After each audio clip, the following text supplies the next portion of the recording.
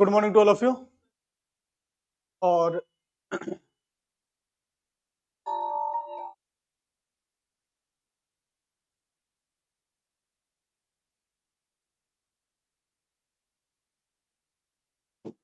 सबसे पहली बात तो जो आपके ऑनलाइन क्लास और ऑफलाइन क्लास दोनों चल रही है, ये दोनों क्लास पूरा बैच कंप्लीट आपको ऑनलाइन रिकॉर्डिंग में मिलने वाला है।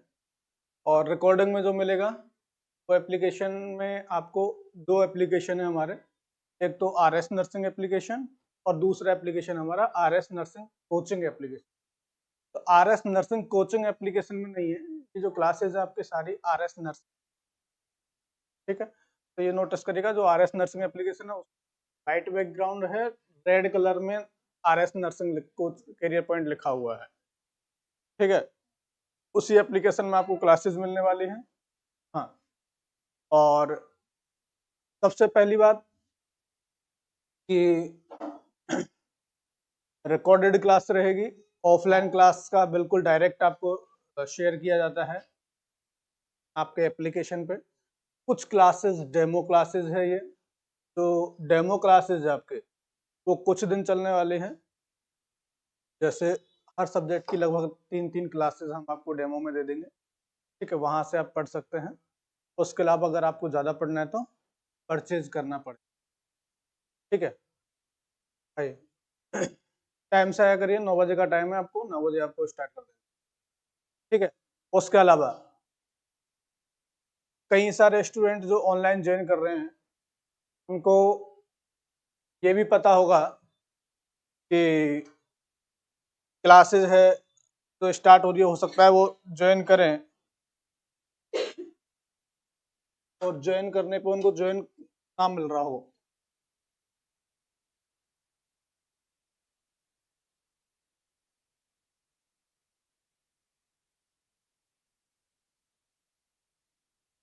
ठीक है, ज्वाइन करने पे उनको या तो एप्लीकेशन में नहीं आ रही हो 9 बजे क्लास, तो उनको वेट करना पड़ेगा। जब क्लास ऑफलाइन में स्टार्ट होगी तभी आपकी ऑनलाइन में स्टार्ट हो सकता है, वो 9:10 पे हो सकता है 9:20 पे हो, ठीक है। तो जब भी क्लास ऑफलाइन में रहेगी तभी आपको वहां पे क्लास स्टार्ट होगी। टाइम आपको 9 बजे का डाला जा रहा है, इसका मतलब ये नहीं कि आपको 9 बजे एग्जैक्ट क्लास स्टार्ट हो जानी, ठीक है। तो जो एप्लीकेशन में क्लासेस स्टार्ट होगी 9 बजे ना होके 9 बजे भी हो सकती है। जिस दिन जो टाइम पे क्लास स्टार्ट हो जाएगी ऑफलाइन में, उसी टाइम पे आपको रहेगी। आज जो क्लासेस है आपकी 3 क्लासेस है। पहली क्लास कम्युनिटी की, दूसरी क्लास रहेगी आपकी कार्डियोवास्कुलर जो न्यू स्टूडेंट है, और तीसरी क्लास रहनी है जो पुराने स्टूडेंट है उनका थोड़ा सा ENT में आई और ईयर बचा हुआ है, ठीक है। तो आई को हम लोग अभी 2 से 3 दिन एक्स्ट्रा क्लास लगा करके आपको पढ़ाएंगे, ठीक है, ऑफलाइन में ये रहेगा। उसके अलावा आप लोग जो है ऑनलाइन वाले स्टूडेंट, ऑनलाइन वाले स्टूडेंटों के लिए कहना है कि पढ़ना कैसे है उस पर चर्चा करेंगे। लगभग हमारा आधा घंटे अभी चर्चा में जाना है। तो जो स्टूडेंट अगर बोरिंग फील करें वो अलग बात है, लेकिन आधा घंटा जो चर्चा में जाएगा वो आपके बेनिफिशियल की जाएगा और आपको बहुत ज़्यादा बेनिफिट देगा। कैसे तैयारी करना होता है, कैसे आप लोग पढ़ेंगे, आगे आने वाला टाइम आपका जो है एग्जाम में कैसे क्वेश्चंस आते हैं, इन सब पे चर्चा की जाएगी, ठीक है। आप सभी को भी ये बताना जरूरी है क्योंकि सारे ज़्यादातर फ्रेशर स्टूडेंट हैं और फ्रेशर स्टूडेंट के मन में कई सारी चीज़ें रहती हैं, और वो कई सारी चीज़ों में एक चीज़ ये भी है कि सर सिलेक्शन कैसे होगा, और सर मेरा तो सिलेक्शन नहीं होगा, मेरा तो अभी फ्रेशर है, मैं तो बिल्कुल जानते हो। ये सारे क्वेश्चंस का जवाब देने वाला हूँ, ठीक है। तो इन क्वेश्चंस के जवाब की बात करें तो पेन किधर है? मिल गया भैया। इस क्वेश्चंस के जवाब की बात करें तो सबसे पहले बात करें कि हम लोग तैयारी क्यों करें, कैसे करें, और तैयारी करने से हमको क्या बेनिफिट होगा, ये हमको जानना है, ठीक है। क्योंकि आप सभी आए हैं सिलेक्शन के लिए, और सिलेक्शन के लिए आए हैं तो सबसे पहला क्वेश्चन कि हम तैयारी क्यों करें। तैयारी तो हमको इसलिए करना है कि हम लोग जो तैयारी कर रहे हैं, कई सारे स्टूडेंट ऐसे हैं जो जीएनएम फ्रेशर स्टूडेंट है, उनके मन में काफी क्वेश्चंस चल रहे हैं कि सर हमारा तो अभी रिजल्ट नहीं आया है, हमारा जीएनए में सर हम क्यों तैयारी करें, हम तो जब 2 साल का एक्सपीरियंस हो जाएगा तब हम तैयारी करेंगे, क्योंकि एग्जाम में 2 साल का एक्सपीरियंस जो फॉर्म भरते हैं तब मांगता है। ये क्वेश्चंस भी आपके हैं, ठीक है। तो इन क्वेश्चंस के लिए एक ही कहूंगा कि जो स्टूडेंट तैयारी कर रहे हैं रेगुलर, उनमें और हम में क्या फर्क रहेगा। अगर हम तैयारी नहीं करेंगे तो बहुत ज्यादा फर्क हो जाएगा। क्यों? क्योंकि हम लोग बिल्कुल घर पे बैठे हैं पूरी तरह, और जो तैयारी कर रहे हैं वो तैयारी कर रहे हैं। तो सबसे पहली बात तो कि जीएनएम फ्रेशर स्टूडेंट का रिजल्ट भी आ गया है, रजिस्ट्रेशन आना बाकी है। रजिस्ट्रेशन आ गया है, ठीक है। तो रजिस्ट्रेशन आ गया, इसका मतलब काफी स्टूडेंट है अब एग्जाम देने के लिए। बिल्कुल आज वैकेंसी आ जाए तो आप जीएनएम से तो आज फॉर्म भरने के लिए एलिजिबल हो, ठीक है। तो अब रजिस्ट्रेशन आ गया है, अब रजिस्ट्रेशन आने के बाद ही आपका एक्सपीरियंस काउंट होता है, ये भी आपको पता है, ठीक है। तो सबसे पहले तो आप लोग जो रजिस्ट्रेशन के बाद, सबका रजिस्ट्रेशन नहीं आया है, अगर किसी का आ गया है तो वो कोई दिक्कत नहीं, वो अपना प्रिपरेशन कंटिन्यू करें, और जिनका रजिस्ट्रेशन नहीं आया है वो अपना रजिस्ट्रेशन को जल्दी करवा लें, क्योंकि वैकेंसी एनएचएम की आएगी और पक्का आएगी। मैं तो खुद बहुत 1 महीने से वेट कर रहा हूँ कि वैकेंसी इसकी आनी चाहिए एनएचएम की, क्योंकि अब तो इन्होंने ट्रांसफर भी ले लिए हैं एनएचएम के, और एनएचएम के ट्रांसफर कंप्लीट हो गए ना, तो प्रोसेस कंप्लीट हो गई है लगभग। तो उसके बाद जब ट्रांसफर आपस में हो जाएंगे तो आपकी वैकेंसीज ये निकालेंगे। गुड मॉर्निंग, ठीक है। तैयारी करने के लिए काफी सारे क्वेश्चंस आपके रहते हैं। कौन कौन से क्वेश्चंस हैं कि सर कौन सी बुक पढूं, पहला क्वेश्चन, सर कौन सी बुक पढूं। ये क्वेश्चन शायद अब जो हमारे यहाँ तैयारी कर चुके हैं बच्चे वो नहीं करेंगे। क्यों? क्योंकि उनको हमेशा क्लास में बता दिया जाता है तैयारी क्या करना है, और उनको अगर हम कोई बुक बताते भी हैं तो वो उसको प्रेफर करके आराम से अपने सेटिस्फिकेशन ले सकते हैं कि हाँ मैंने अच्छा से पढ़ा है। अगर मैं आज की डेट में आपसे कहूं कि आप जो तैयारी कर रहे हैं, इस तैयारी में मैंने बोल दिया, किसी भी बुक का नाम बोल दिया कि इस बुक से आप पढ़ लीजिए, कोई भी बुक से आप पढ़, कोई भी बुक का आपको नाम ले दिया, उस बुक का आपने नाम लिया और आपने क्या किया, तैयारी करना उसी से स्टार्ट कर दिया। लेकिन तैयारी करने से आप लोग क्या करेंगे कि वो तैयारी नहीं हो पाएगी उससे, और कारण बताऊं क्यों। क्योंकि आप लोग जब जैसे मैंने बुक का नाम लिया किसी भी बुक का, उसको जब आप उठाएंगे ना तो आप उसके 20 क्वेश्चंस अगर पढ़ लिए, ठीक है, 20 क्वेश्चन आपने पढ़े, सिर्फ उनका रट्टा मार सकते हो, उन क्वेश्चंस का रट्टा मार सकते हो कि हाँ हमने 20 क्वेश्चन पढ़ लिए, और 20 क्वेश्चन के बाद आपका मन हट जाएगा, आप उसको फिर सोचेंगे कि यार अब ना पढ़े, कुछ और पढ़ लिया जाए, ठीक है, या फिर अब बोर हो गए हैं। ये कहानी आप लोगों के साथ रहेगी जिन बच्चों ने भी तैयारी नहीं की, ठीक है। और दूसरी, जो दूसरे स्टूडेंट है, मैं दो स्टूडेंट को कंपेयर कर रहा हूं, एक तो प्रिपरेशन कर रहे हैं, एक प्रिपरेशन नहीं कर रहे हैं।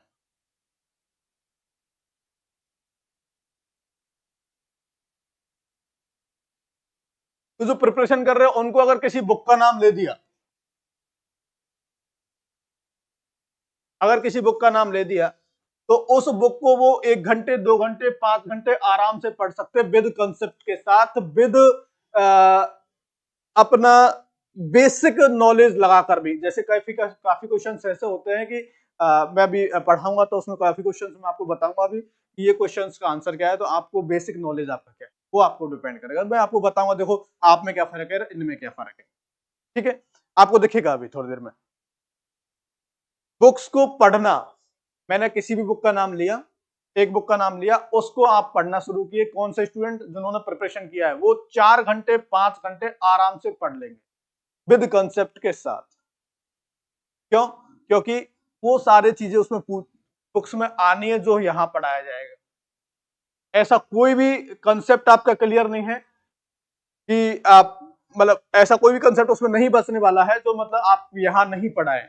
आपने कुछ भी उसमें पूछा, बुक्स में कुछ भी आपसे पूछा, उसका जवाब आपको उसमें मिलेगा आपके नोट्स में। हो सकता है वो क्वेश्चंस घुमा के पूछा हो, लेकिन आपके नोट्स में उसका जवाब मिलेगा। ठीक है। और जब आप अपने नोट्स यहाँ पे पढ़ते हो डेली, तो आपको बहुत अच्छे लगते हैं। उसको रिवीजन करते हैं तो आपको बिल्कुल तुरंत तुरंत पढ़ना पलटते हैं, क्योंकि आपने लिखा है ना, इसलिए। तो जो बच्चों प्रिपरेशन कर रहे हैं वो तो बहुत अच्छे से पढ़ेंगे, लेकिन जो प्रिपरेशन नहीं कर रहे हैं, जैसे आज की डेट में जो फ्रेशर स्टूडेंट है, आप है, आपसे अगर मैं कहूं कि बेटा ये बुक पढ़ लीजिए, बहुत अच्छी बुक है, इसी में से लगभग पेपर आएगा, ठीक, आप उस बुक को स्टार्ट करेंगे, पढ़ेंगे भी, और अगर सामने एग्जाम आ गई, जैसे मान लीजिए फरवरी में एग्जाम है, ठीक है, और फरवरी में एग्जाम है, तो आप उस बुक को बहुत अच्छे से 2 घंटे से ज्यादा नहीं पढ़ पाओ, इतने प्रेशर में भी। कितने प्रेशर में? फरवरी में एग्जाम है, इतने प्रेशर में भी आप 2 घंटे से ज्यादा उस बुक को नहीं पढ़ पाओगे। अगर जो बच्चा 2 घंटे पढ़ेगा भी, तो वो क्या पढ़ेगा पता है? वो ये पढ़ेगा कि भाई ये एक क्वेश्चन पूछ ले रहा हूं, WHO की फुल फॉर्म क्या है? सबको पता है, ठीक है, सबको पता है WHO की फुल फॉर्म क्या है, ठीक। अगर आपने ये क्वेश्चन पूछा, आपको रटा हुआ है, तो आपको बहुत अच्छा लगने वाला है ये क्वेश्चन, ठीक है, बहुत अच्छा लगने वाला है। पर अगर आपसे ये पूछ लिया कि WHO कोर्स में कब आया, तब क्या होगा? WHO फोर्स में कब आया?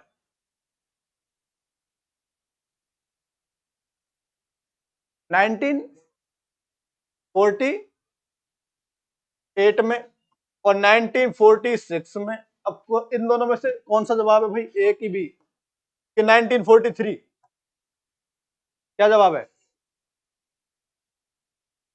1948 में फोर्स में आया, बिल्कुल सही बात है। कौन सा डे बनाया जाता है? हेल्थ डे बनाया जाता है, सबको पता है। तीनों क्वेश्चन पूछे हैं, तीनों सबको पता है, तीनों को तीनों आप बुक में पढ़ेंगे, बहुत अच्छे लगेगा। अगर थोड़ा सा भी घुमाया, अगर थोड़ा सा भी घुमाया कि WHO एडवाइजरी कमेटी कब गठित की गई, क्वेश्चन पूछा मैंने, WHO एडवाइजरी कमेटी कब गठित की गई, अब उसको आप रट सकते हो बस। कौन बच्चे जो तैयारी नहीं कर रहे हैं, उनकी मैं बात कर रहा हूं, ठीक है। अब तैयारी करने वालों को तो ये कंसेप्ट क्लियर हो जाएगा, अभी जब मैं पढ़ाऊंगा तो वो सिर्फ उसको रट सकते हैं कि हाँ भैया 1946 आंसर है, वो 3 दिन याद रहेगा, चौथे दिन भूल जाना है, ठीक है। इसलिए तो भी बुक पढ़ने की आप सलाह मांगते हैं मेरे से कि सर कौन सी बुक पढ़े, रेलवे की तैयारी कर, कौन सी बुक से करें, कहां से करें, उसका एक ही कंसेप्ट है। अगर आपने कोचिंग कर रखी है तो आपके नोट्सों को रिवीजन रिवीजन रिवीजन करें, और उन नोट्स में आपको बहुत कुछ मिलेगा। तो मेरा पहला कहना एक ही होता है हर स्टूडेंट से, भाई आप लोग सबसे पहले अपने नोट्स पढ़े, बुक बाद में पढ़े। कौन सी बुक परचेज करे सर? अभी कोई भी बुक परचेज मत करो, फ्रेशर स्टूडेंट के लिए कह रहा हूं, कोई भी बुक परचेज नहीं करना है अभी। कब तक? तब तक आपको थोड़ा सा कंसेप्ट क्लियर समझ में ना आने लगे, तब तक। कंसेप्ट क्लियर कितने दिन में समझ में आ जाएगा सर? लगभग 1 महीना, 1.5 महीना, 2 महीने में आपको 100% है कंसेप्ट समझ में आने लगेंगे। क्वेश्चंस कैसे पूछ रहा है, क्यों पूछ रहा है, इसका मकसद क्या है, और क्या आपसे आंसर चाह रहा है, ये 1.5 से 2 महीने में आपको रेगुलर पढ़ते हुए आपको आ जाएगा, ठीक है। ये आपका जो एक क्वेश्चन है कि सर कौन सी बुक पढ़े, उसका जवाब मैं दे चुका, ठीक है। अब उसके जवाब के लिए मेरा कहना यह है कि आपने कहा कि सर कौन सी बुक पढ़े, वो मैंने जवाब दिया। कौन सी बुक पढ़ना है भाई? सबसे पहले अपने नोट्स, नोट्स के बाद आपको अपने कोई भी बुक, एक छोटी बुक एक बड़ी बुक, वो सब हम बाद में बताएंगे कौन से बच्चों को जो थोड़ा सा पढ़ चुके हैं उनके लिए कौन सी बुक में आपको पढ़ना है। क्यों? क्योंकि अभी मैं बता दूंगा तो आपका माइंड कहाँ जाएगा, मैं अभी परचेज कर लूं, तो अभी परचेज करें, अभी से क्वेश्चंस निकालना शुरू कर दूं, और अभी से क्वेश्चन निकालना शुरू तो कर दोगे आप, पक्का निकालना शुरू कर दोगे, लेकिन वो सिर्फ रटंत विद्या होगी, रट्टा मार, और मैं नहीं चाहता कि आप रट्टा मारें। कम्युनिटी में ज्यादातर चीजें रट्टा मार होगी, ये भी पता है, लेकिन वो रट्टा मार कब होगी?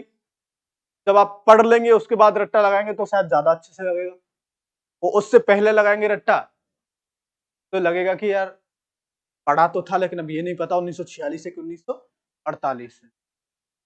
ठीक है, तो ये कंसेप्ट के साथ अगर क्लियर होता जाएगा कौन सी डेट को क्या सन, ठीक है, कौन सी कमेटी कौन सा क्या, जो भी आपकी सारी चीजें हैं सारी कंसेप्ट के साथ क्लियर होगी, तो आप अगर रट्टा भी मारोगे तो आपको विद रीजन के साथ मारोगे। ठीक है, इसलिए मेरा कहना सबसे एक ही रहता है कि आप क्या करें, पहले किसी भी कोचिंग से, मेरा कहना ये नहीं कि आप यहीं से पढ़ेंगे तो हमारे लिए अच्छा है, आपके लिए अच्छा है, क्योंकि हम लोग जो सिलेक्शन दिए हैं उसके बेस पे बताया कि हमने लगभग 200 स्टूडेंट पढ़ाए हैं, 200 स्टूडेंटों में से 180 का सिलेक्शन हुआ है, तो हमारे नोट्स पढ़ के ही हुआ है। ठीक है, वो कुछ यहाँ से गेन किए होंगे, कुछ पढ़े होंगे, तभी हम लोगों का सिलेक्शन हुआ है। ठीक है, और वो लोग अभी भी, तो कई सारे बच्चे एनएचएम में वो अभी भी प्रिपरेशन कर रहे हैं। ठीक है, तो अभी भी प्रिपरेशन कर रहे हैं, तो उनके लिए तो बेस्ट ऑप्शन है ये, उनके लिए तो ऑफलाइन क्लास का ऑनलाइन देना बहुत बेस्ट ऑप्शन है, वो डायरेक्ट वहां से पढ़ सकते हैं। ठीक है, अब मेरा कहना ऑनलाइन वालों से है, ऑनलाइन वालों से एक ही चीज कहना है कि भाई आप लोग कोर्स परचेज भी करते हो, कई सारे स्टूडेंटों ने कोर्स परचेज किया है, हमारे यहां से भी कहीं और से भी। ठीक है, आप लोगों ने जो कोर्स परचेज किया है एक जोश में आके परचेज किया है कि मैं पढ़ूंगा, मैं पढ़ूंगी, और वो कोर्स परचेज करने के बाद जैसे कोई वैकेंसी आ गई तो परचेज कर लिया, कोई अगर एडमिट कार्ड आने वाला है तब परचेज कर लेते, क्रैश कोर्स कर लेते, चलो। और वो परचेज करने के बाद आप लोग तैयारी करते हो मात्र 10 दिन 20 दिन लगातार, ये भी मैं शायद ज्यादा बोल चुका हूं कि जो स्टार्टिंग जो करते हैं आप लोग, क्योंकि आप लोग क्या करते हैं, आपको अंदर से रहता है कि मुझे तैयारी करना, तैयारी करना, अगर मैंने आज आपको थोड़ा सा मोटिवेट किया, थोड़ा सा मोटिवेट किया, तो आप क्या करेंगे, यार नहीं यार पढ़ना चाहिए यार।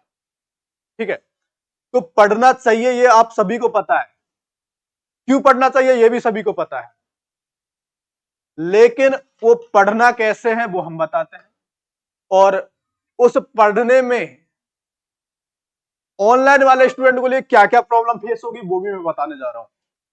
सबसे पहली प्रॉब्लम फेस होगी, जैसे 9 बजे क्लास स्टार्ट हुई तो हो सकता है आज आप अवेलेबल नहीं है, तो आज की क्लास स्किप हुई, तो लेकिन ये क्लास तो आपको रिकॉर्डेड मिल जाएगी, तो रिकॉर्डिंग में आपको 4 बजे, शाम को 4 बजे पढ़ सकते हैं, तो आप उस दिन की क्लास को उसी दिन पढ़े, पहली सलाह ये रहेगी।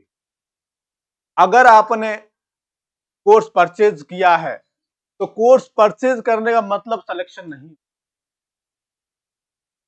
अगर आपको दोस्त के साथ जैसे एक इंटेंशनल तुरंत वाला दोस्त अगर किसी ने दिया, हाँ यार मुझे बहुत अच्छे, मत परचेज करना, मेरी पहली सलाह है।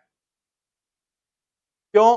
क्योंकि अगर आप लोग चाहते हैं कि मेरा सिलेक्शन हो तो ही परचेज करना, और सिलेक्शन के लिए चाहते हैं तो आपको रेगुलरिटी देनी पड़ेगी भाई ऑनलाइन में।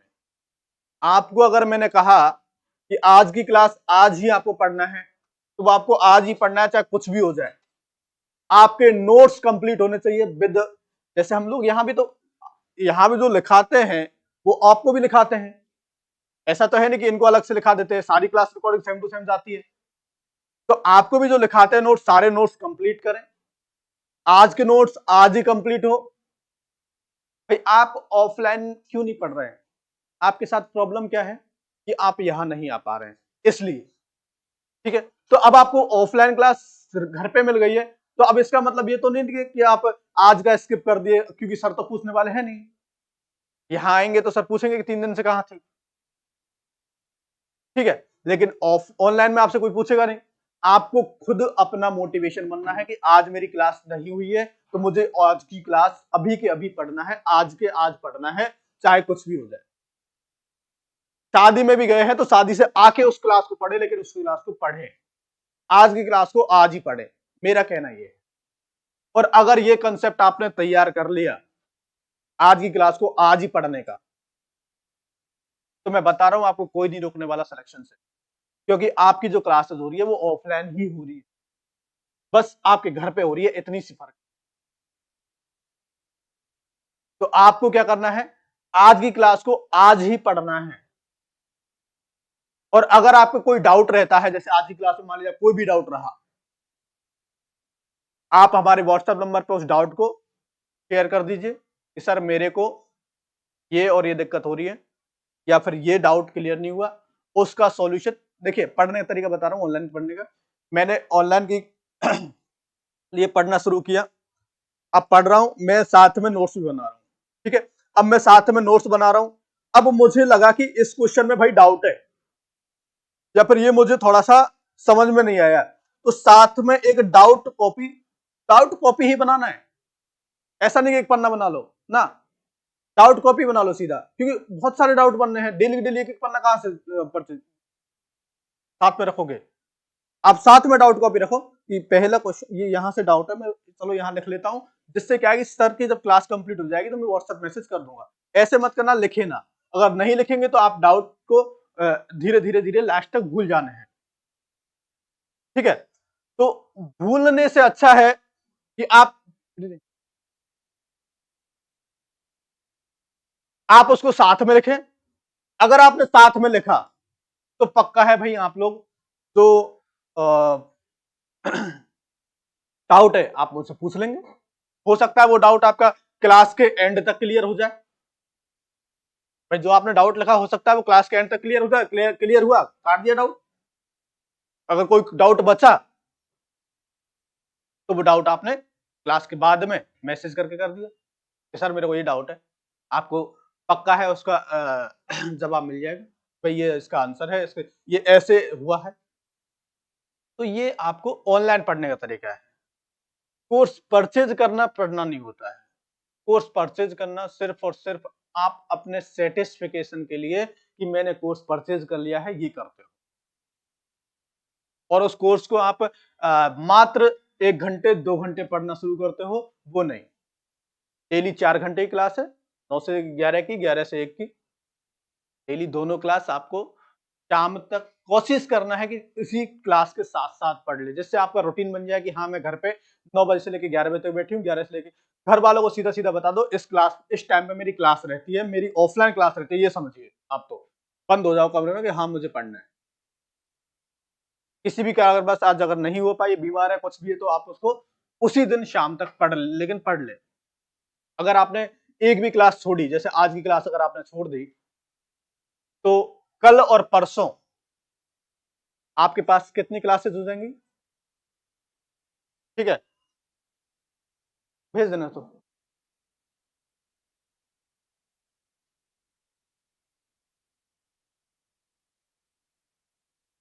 अगर आपने क्लास आज की पढ़ ली, नहीं पढ़ी मान ली जाए, और नहीं पढ़ेंगे तो क्या होगा, कल भी आपके लिए डाटा कलेक्ट हो गया ना, आज का कल का, कल कितना हो जाएगा, 8 घंटे की क्लास, मात्र एक दिन के गैप से, मात्र एक दिन के गैप से आपके पास कितना बर्डन आ गया, 8 घंटे का। और एक दिन और अगर ले लिया तो क्या वो गैप कभी पूरा होगा, अगर वो गैप पूरा नहीं होगा तो वो गैप ही क्यों देना है। अभी तक हमारी 10 क्लासेस हो गई है, ये 11वीं क्लासेस है, ठीक है। जो 11वीं क्लास है ये आपकी 10 क्लास का बर्डन आपके पास पहले से है। जो ऑनलाइन अभी तक परचेज नहीं किया उनकी बात बता रहा हूं, तो उन पहले वाली 10 क्लासों को लेना ही आपके लिए बर्डन है भाई, 10 दूनी 20 घंटे की क्लासेस है। तो आप उनको जैसे उनको एक साथ तो नहीं पढ़ पाओगे, उनको क्या कर सकते हैं, आज की क्लास आज से स्टार्ट करो, साथ में पिछली एक एक क्लास भी स्टार्ट करोगे डेली का, तो 10 दिन में आपका बुक कवर हो जाएगा। लेकिन आज की क्लास नहीं छूटना है, अगर ये करेंगे तो भी आपका कवर हो जाएगा। लेकिन करना किसको है, आपको करना। तो लगातार कंटिन्यू अगर आप तैयारी करेंगे, प्रिपरेशन करेंगे इसकी, तो आपको 100% रिजल्ट मिलेगा, ये गारंटी के साथ बोल रहा हूं। रही बात टेस्ट की, तो आपको बैच में जो आप परचेज करेंगे उसमें टेस्ट का फोल्डर भी है, उस टेस्ट में जाएंगे, आरआरबी स्पेशल टेस्ट उसमें ऐड कर देंगे। ठीक है, अभी ऐड नहीं हुआ है, लेकिन जो भी ऑफलाइन क्लास का टेस्ट होगा वो भी वहां पे ऐड होगा। ठीक है, स्पेशल टेस्ट होंगे वो भी आपको उसके अकॉर्डिंग टेस्ट उस टेस्ट वाली फोल्डर में आपको मिल जाएंगे। हाँ, टेस्ट को अलग से परचेज नहीं करना है, वो आपको कोर्स के साथ साथ मिलने वाले हैं। तो ऑफलाइन क्लास का एक्सेस प्लस टेस्ट आपको कहां से मिलेंगे, एप्लीकेशन, दो एप्लीकेशन है हमारे, आरएस नर्सिंग कोचिंग और आरएस नर्सिंग। तो आरएस नर्सिंग कोचिंग में नहीं है, किसमें है, आरएस नर्सिंग में। आरएस नर्सिंग में जैसे ही एप्लीकेशन में एंट्री करेंगे, पहले रजिस्टर करना पड़ेगा। जैसे ही आप रजिस्टर करेंगे उसके बाद आप एंट्री हो जाएंगे। बार बार लॉगिन करने के लिए आपको पासवर्ड बनाना है, वो खुद से अपना जो भी पासवर्ड बनाना चाहे। जैसे एक स्टूडेंट को परचेज किया था, अभी कह रहे थे सर मेरा लॉगिन नहीं हो रहा है, तो मैंने उससे पासवर्ड मांगा, तो उसने पासवर्ड डाला था क्या, चलहट। क्या डाला था, चलहट। तो आप भी चलहट, आई लव यू, गर्लफ्रेंड का नाम, मोबाइल नंबर, पिताजी के मोबाइल नंबर, मदर के मोबाइल नंबर, खुद का मोबाइल नंबर, जो भी आपको डालना है वो डाल सकते हैं। ठीक है, तो कहना ये है कि वहां से आपने वो किया, रजिस्टर किया, रजिस्टर करने के बाद लॉगिन, लॉगिन में आप जाएंगे तो आपको अभी तो 3 कोर्स है उसमें, नर्सिंग एंट्रेंस के लिए, नर्सिंग कंपटीशन के लिए, और जीएनएम की जो क्लासेस फर्स्ट ईयर की, anatomy physiology, fundamental, community, microbiology और साइकोलॉजी, साइक उसके अलावा सोशियोलॉजी, जो भी सब्जेक्ट है वो आपको वहां पे अपडेट होंगे। लेकिन वो किसके लिए है, जीएनएम फर्स्ट ईयर स्टूडेंट, उसमें आपको नहीं जाना, ये ध्यान रखना। आपको जाना है नर्सिंग कंपटीशन वाले में। ठीक है, नर्सिंग अगर जीएनएम वाले में चले जाओगे तो क्या होगा, आपको जीएनएम की फर्स्ट ईयर की क्लासेस मिले। ठीक है, तो जीएनएम की फर्स्ट ईयर क्लासेस में ना जाकर किस में जाना है, कंपटीशन में। और कंपटीशन में जाएंगे तो कंपटीशन में आपको एक ही बैच अभी उसमें है, कौन सा, ये 2 जनवरी वाला जो अभी स्टार्ट हुआ है, ऑफलाइन प्लस ऑनलाइन, उसकी क्लासेस आपको वहां मिलने की। वहां आप एंट्री करेंगे तो डेमो क्लासेस के फोल्डर में आप डेमो क्लास ले सकते हैं। उसके अलावा डेमो क्लास के बाद आप अगर परचेज करना चाहेंगे तो वहीं पे आपको परचेज का ऑप्शन है, वहीं से आप डायरेक्ट परचेज कर सकते हैं। ठीक है, तो ये तो आपके एप्लीकेशन की बात है। तैयारी की बात मैं लगभग लगभग बताया हूं। ठीक है, और अगर आपसे बात करें, हाँ, ऑनलाइन में कौन कौन स्टूडेंट है भाई, रत्ना कुमारी, युपिका सिंह,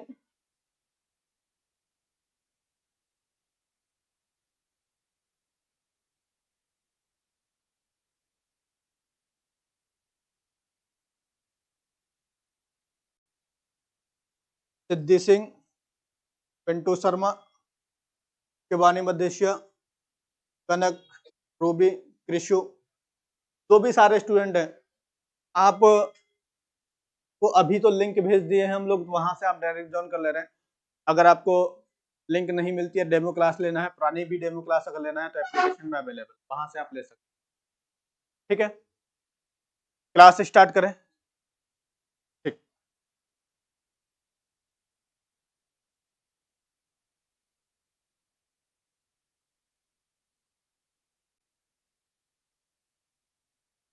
यही रहेगा, आप इधर बैठो।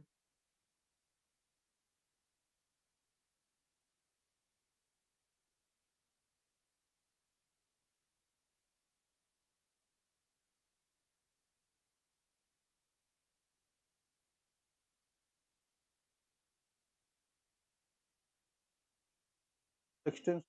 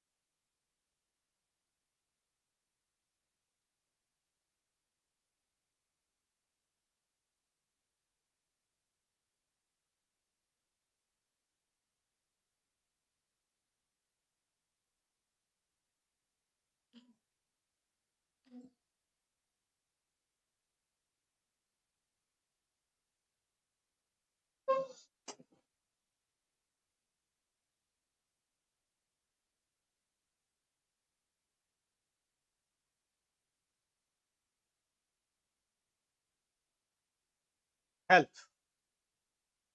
सबसे पहले अगर बात करें कि टॉपिक में हमने डाला था क्या, हेल्थ पढ़ने वाले हैं, ठीक है। हेल्थ की बात करें तो एक क्वेश्चन सबसे पहले मैं पूछूंगा क्लास स्टार्ट करने से पहले। वो क्वेश्चन है, ऑनलाइन जो स्टूडेंट पढ़ रहे हैं वो भी आप जवाब दें। एक 70 किलो का आदमी है,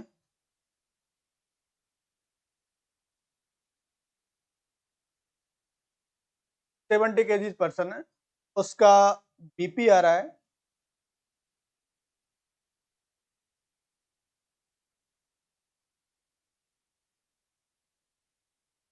दिख रहा है सबको, बड़ा करना है ये थोड़ा सा। बीपी आ रहा है उसका 120/80 mmHg, ठीक है। पल्स आ रही है उसकी 72 बीट पर, ठीक है। SpO2 है उसका 98%, ठीक है। रेस्पायरेशन अगर पूछे तो रेस्पायरेशन है उसका 20 ब्रीथ पर मिनट, ये सब पर मिनट है, ठीक है। ये आपसे पूछा कि एक 70 किलो का आदमी है, उसका इतना बीपी चेक किए ये आया, पल्स चेक किए ये आया, SpO2 चेक किए ये आया, रेस्पिरेशन चेक किए ये आया। क्या ये पर्सन हेल्दी है?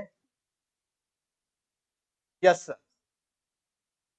क्या ये पर्सन हेल्दी है? आप भी जवाब दें ऑनलाइन स्टूडेंट, ठीक है कि नहीं? यस। सभी का कहना क्या है? यही एग्जामिनर है। हाँ, 70 किलो का तो क्या दिक्कत है? यही एग्जामिनर है बेटा, सबसे पहला एग्जामिनर यही है। आप कहते हो ना कि सर एग्जाम में तैयारी क्या करना होता है, आपका कहना यही होता है ना सर एग्जाम कैसे क्रैक होगी। वो पहला जो एग्जामिनर है वो आपका यही क्वेश्चन है, पहला एग्जामिनर यही क्वेश्चन है। और यही क्वेश्चन का मतलब क्या होता है अब मैं बता रहा हूं, इसका जवाब क्या है भाई। आपने क्या देखा है इसके अंदर? बीपी चेक किया कितना है, पल्स, SpO2 और रेस्पिरेशन। क्या आपने इसको फिट बोल दिया कि आपने इसको हेल्दी बोल दिया? हाँ बोल दिया, लेकिन अभी तक मैंने नहीं, क्वेश्चन ऑप्शन वाला तो है नहीं, हाँ या ना पूछा हूं मैं, ठीक है। मैंने इसको अभी तक रोका हुआ है हाँ बोलने से। एग्जामिनर हूं मैं, जस्ट लाइक एग्जामिनर में पूछ रहा हूं, और उसका मतलब क्या है हाँ ना करने का? इसमें आपने सिर्फ देखा है फिजिकल फिट, इसमें क्या देखा है सिर्फ आपने? Physical fit. क्या इसमें बताया मेंटली फिट है? क्या इसने बताया सोशियली फिट है? फिर आपने कैसे जल्दी जवाब दिया कि हाँ सर? एग्जामिनर आपको कहां टर्न करेगा वो ही यहां सीखना है, समझ में आया? पढ़ाने का मतलब ये नहीं है कि आपको पढ़ाए, आपने रट लिया, आपका जवाब सीधा सीधा क्या गया हाँ। आपका जवाब क्या होना चाहिए था मेरे लिए? सर ये फिजिकल फिट है, मैं संतुष्ट हो जाता। आप अगर क्या जवाब देते मुझे? सर ये फिजिकल फिट है, मेंटली इसने नहीं बताया, सोशली नहीं बताया है। अगर ये जवाब होता, ये आपसे सुनने का जवाब है मुझे, जो आपसे एक्सपेक्टेशन मैं करता हूं एज ए एग्जामिनर। तो मैं आपसे एक्सपेक्टेशन करूंगा एज ए एग्जामिनर, वो क्या करूंगा कि आपको सिर्फ रटंत विद्या नॉलेज ना हो, कंसेप्ट के साथ आप पढ़ें, जिससे आपको पता चले कि हाँ हम क्या पढ़ रहे हैं। क्लियर हो रहा है? समझ में आ रहा है? क्या मैं कहना चाह रहा हूं ये भी पता चला होगा आप में, और जो स्टूडेंट तैयारी नहीं कर रहे उनमें सिर्फ यही फर्क रहेगा लास्ट तक। कौन सा? कि सिर्फ डायरेक्ट आंसर देना। कौन सा आंसर देना? फिजिकल फिट आंसर देना बहुत बेस्ट आंसर था, और आपने बोल दिया कि पेशेंट हेल्दी है, तो हेल्दी नहीं। हेल्दी हाँ ना का जवाब तो नहीं भी नहीं कह सकते, क्योंकि इसने मेंटली स्टेटस क्या पता अच्छा हुआ, सोशल स्टेटस क्या पता अच्छा हुआ। एक पर्सन है घर पे बहुत झगड़ा करके आया है, ठीक है, और घर पे झगड़ा करके आने के बाद लगभग 1-2 घंटे यहाँ रुका। 2 घंटे रुकने के बाद उसका वाइटल्स चेक करेंगे, क्या वाइटल्स नहीं आएगा उसका? क्या वो फिट था? क्या है? फिजिकली फिट था। मेंटली फिट था? नहीं था। क्या आपने उसको हेल्दी बोला? पहले बोला था, अब नहीं बोला है। ये एग्जामिनर का जो फंडा है, देखो क्वेश्चंस जो आपके बनने वो सारे यहीं से बनने हैं। मैं बता रहा हूं एग्जाम में क्वेश्चंस जो बनते हैं वो सारे नोट्सों से बनेंगे, बस फर्क इतना रह जाएगा कि आपको उसका कंसेप्ट पता है कि नहीं, क्या किस तरह से वो घुमा के पूछा है वो आपको पता है कि। अब मैं इसको नोट्स में लिखवाऊंगा, मान लिया जाए, तो मैं इतना ही तो लिखवाऊंगा, ठीक है, कि फिजिकल फिट नहीं है, क्योंकि मेंटली और सोशली वो जवाब हमने उसका इसमें कुछ मिला नहीं है मेरे को, ठीक है, मेंटली सोशली का इसमें कुछ मिला नहीं है, इसलिए मैं इसको नहीं कह सकता कि क्या फिजिकली फिट है कि नहीं है, मतलब टोटली हेल्दी है कि नहीं। ये तो मैं लिखवाऊंगा, लेकिन एक ही लाइन लिखवाऊंगा। क्या उस पर ज्यादा फोकस जाना है? तो आपके नोट्स आप किसी को शेयर भी करते हैं, ठीक है, तो क्या वो अच्छे से इसको बस रट रट पाएगा ना? वो सिर्फ रट पाएगा, क्या वो उस चीज को समझ पाएगा बिना क्लास लिए? नहीं समझ। तो मेरा कहना क्या है कि आपको क्लास में क्या मिलता है वही मैं बताना चाह रहा हूं कि हेल्थ क्या है। हमने टॉपिक डाला था हेल्थ। हेल्थ का पहला क्वेश्चन था कि क्या ये पर्सन हेल्थी था, तो क्या था, ठीक है, क्या एक पर्सन है उसमें कोई डिजीज नहीं है, एब्सेंस ऑफ डिजीज, क्या वो हेल्दी है? नहीं, क्योंकि अभी हमने पढ़ा है इसमें कोई डिजीज है नहीं है। जब हम नर्सिंग नहीं कर रहे होते हैं तब हमारा जवाब जाता है क्या कि पेशेंट है वो पूरी तरह हेल्थ मतलब फिट है शरीर से, वो हेल्दी है, हाँ है। जब हम नर्सिंग नहीं कर चुके थे तब, या फिर कोई नॉन नर्सिंग वाले स्टूडेंट से पूछेंगे, एक पर्सन है, ये देखो, ये दिख रहा है, ये जो जा रहा है, ये दौड़ रहा है, ये जो पर्सन है ये फिट है कि नहीं, ये हेल्दी है कि नहीं, वो कहेगा हाँ हेल्दी। वही वाला जवाब हमारा था अभी। तो एग्जामिनर आपको कहाँ क्या करेगा वही मैं बताना चाहूँ, ठीक है। तो जो आप हेल्दी है, हेल्दी की डेफिनेशन में क्या जाएगा? सभी को पता है हेल्थ की क्या क्या डेफिनेशन है हेल्थ की?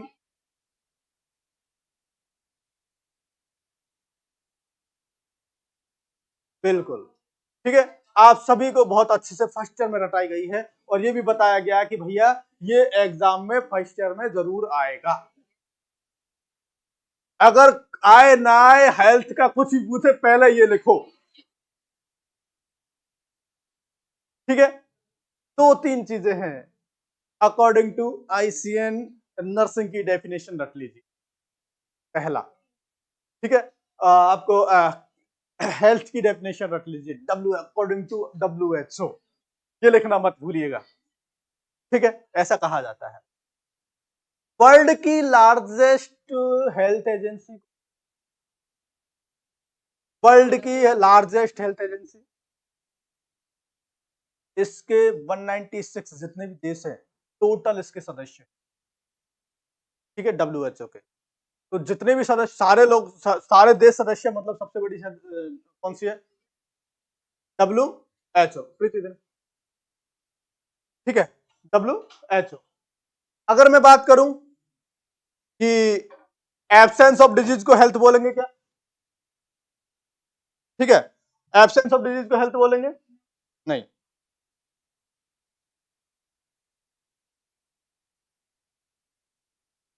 एब्सेंस ऑफ डिजीज को हेल्थ बोलेंगे? नहीं, नहीं बोलेंगे ना। नेक्स्ट, किसको बोलेंगे भाई? Soundness of body, soundness of body, mind और स्पिरिट,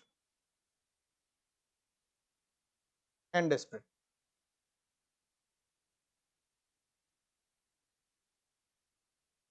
इन सबका, इन सबका फिट होना क्या कहलाएगा? हेल्थी कहलाएगा। इन सबका फिट होना क्या कहलाएगा? हेल्थी कहलाएगा। इसको बहुत अच्छे से डिफाइन किया है किसने? WHO। किसने डिफाइन किया इसको? WHO। इसको डिफाइन किया है भैया WHO। फुल फॉर्म बताओ? World Health organisation.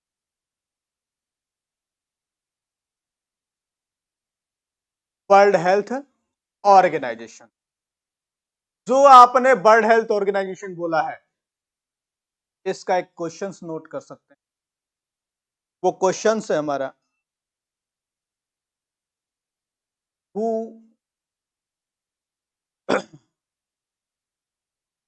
Sorry WHO technical advisory, लिखवा देंगे बाद में, ठीक है। WHO टेक्निकल एडवाइजरी कमिटी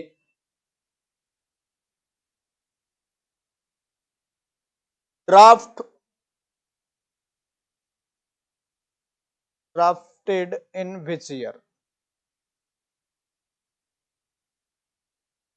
पहला 1943, दूसरा 1946, तीसरा 1948, चौथा 1950। क्या आंसर है इसका? क्या आंसर है इसका? है उससे लगाना, इससे नहीं, ठीक है। उस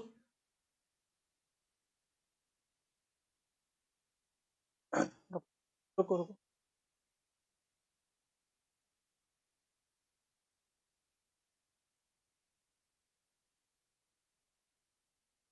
फिर भी ध्यान दे लो स्क्रीन।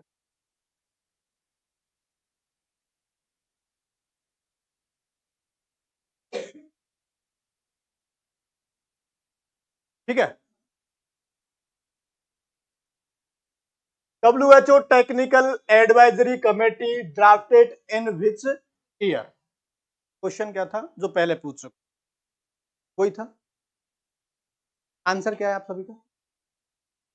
1940, 1940, 1950 वाला भी आंसर है किसी का? हाँ, तो इन तीनों में से आंसर बताओ। 1946। कितने बच्चे हैं? हाथ खड़े करें। 1, 2, 4, 5, 6। 1948 कितने हैं? 1, 2, 3, 4, 5, 6, 7, 8, 9। ठीक है। सीखना क्या है वही सिखा रहा हूं, ठीक है। ये बताइए RS नर्सिंग ने 2 तारीख को बैच स्टार्ट किया, ठीक है। क्या इसका जो एडवाइजरी कमेटी होगी, जिसमें कि हमको 2 तारीख को लॉन्च करना,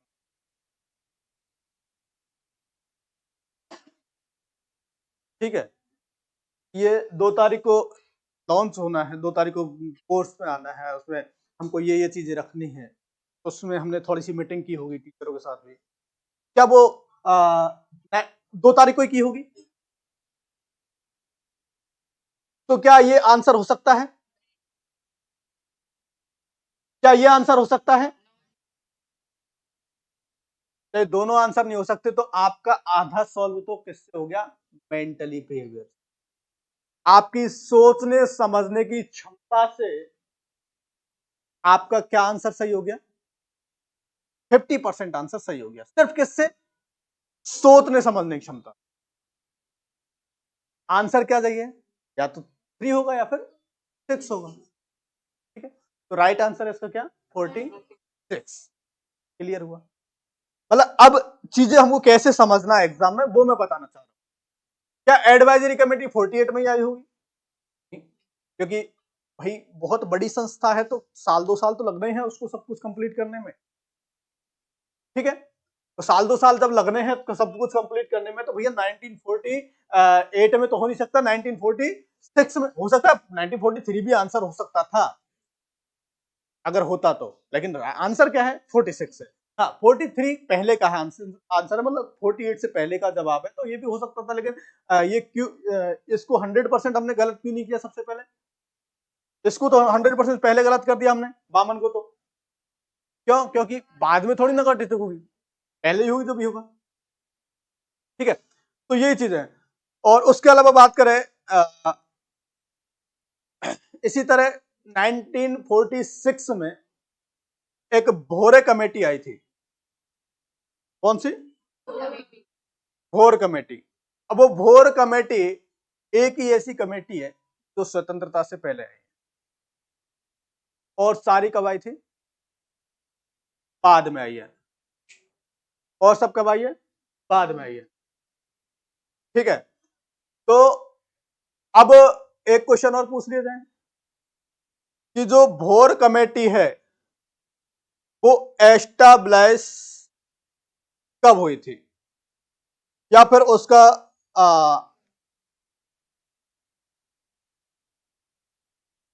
हाँ चलो क्वेश्चन पूछ रहा हूं, क्वेश्चन पूछ रहा हूं।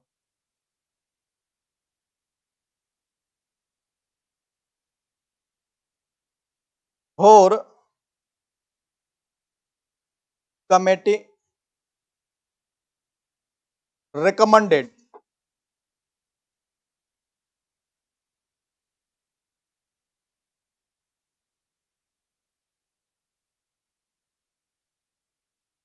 recommendation in 1943 पहला ऑप्शन, 1946 दूसरा ऑप्शन,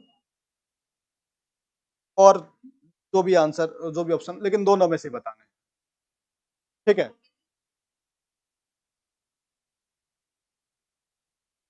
1943 की 6 रिकमेंडेशन।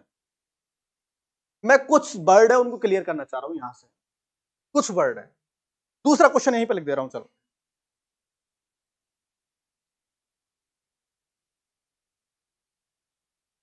भोर कमेटी एस्टाब्लिश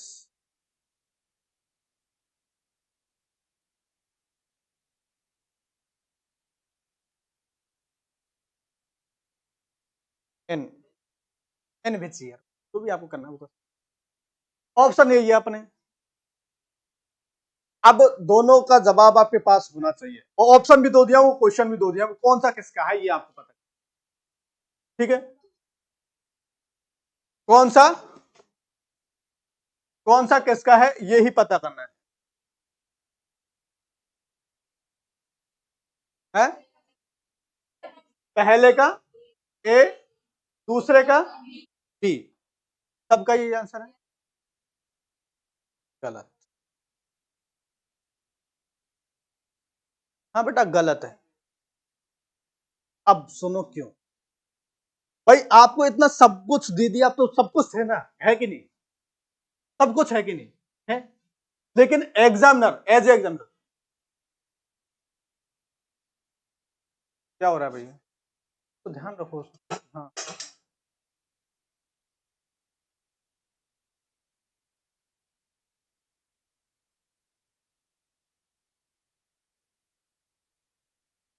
ठीक है, आपको सारा कुछ डाटा दिया हुआ है, 2 क्वेश्चन 2 ऑप्शन, उसको भी सटीक नहीं बैठा पाए, कारण क्या है? क्योंकि हम लोग कुछ वर्ड है एग्जाम में सिर्फ 2-3 वर्ड है, वो आपको सिर्फ क्या कर देते हैं, घुमा देते हैं कि क्या होता है रिकमेंडेशन और क्या होता है एस्टैब्लिशमेंट। ठीक है, दोनों का मतलब बताने के लिए मैं यहाँ पे क्वेश्चंस लिखा हूं, क्योंकि ये ही कम्युनिटी में आगे आने वाला है हर जगह। ठीक है, तो हर जगह आएगा, उन चीजों को अगर पहले मैं क्लियर कर दूंगा तो आपको अगर एस्टैब्लिशमेंट बोला आपको तुरंत समझ में आ गया, अगर आपको रिकमेंडेशन बोल दिया तुरंत समझ में आ जाएगा। ठीक है, रिकमेंडेशन का मतलब क्या है मैं पूछना चाह रहा हूं। जीएनएम ज्यादातर हमारे जीएनएम स्टूडेंट है, और जीएनएम स्टूडेंटों को मैं इतने ही बेसिक से पढ़ाऊंगा बेटा।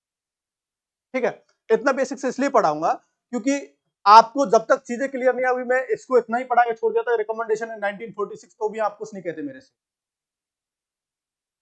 कुछ नहीं कहते, आपका जवाब हो गया, आपका आगे बढ़ गए होते। लेकिन अगर एग्जामिनर पूछता है एस्टेब्लिशमेंट, तो आपको 46 ही करना था एग्जाम में, तो वो गलत हो जाता गलत नहीं होता।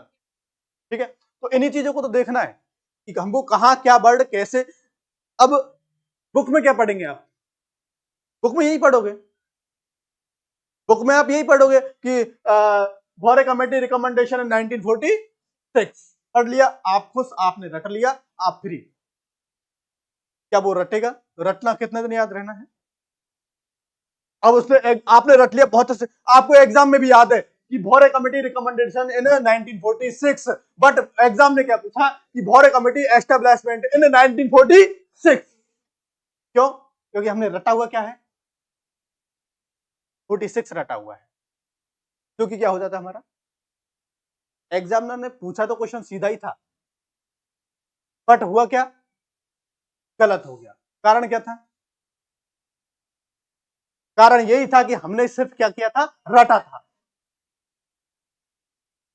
ये चीजें सीखना है। अब मेरा कहना रिकमेंडेशन का एस्टैब्लिशमेंट का मतलब, रिकमेंडेशन होता है, एस्टैब्लिशमेंट तो भैया बन गई, एस्टैब्लिश मतलब बन गई, स्थापना हो गई। लेकिन जैसे हम लोगों ने हमारी कमेटी बनाई, हम ही लोगों ने हमारी कमेटी बनाई, और हम कमेटी बना करके हमने बताया या इंडिया में ये और ये चीजें होनी चाहिए हेल्थ के लिए।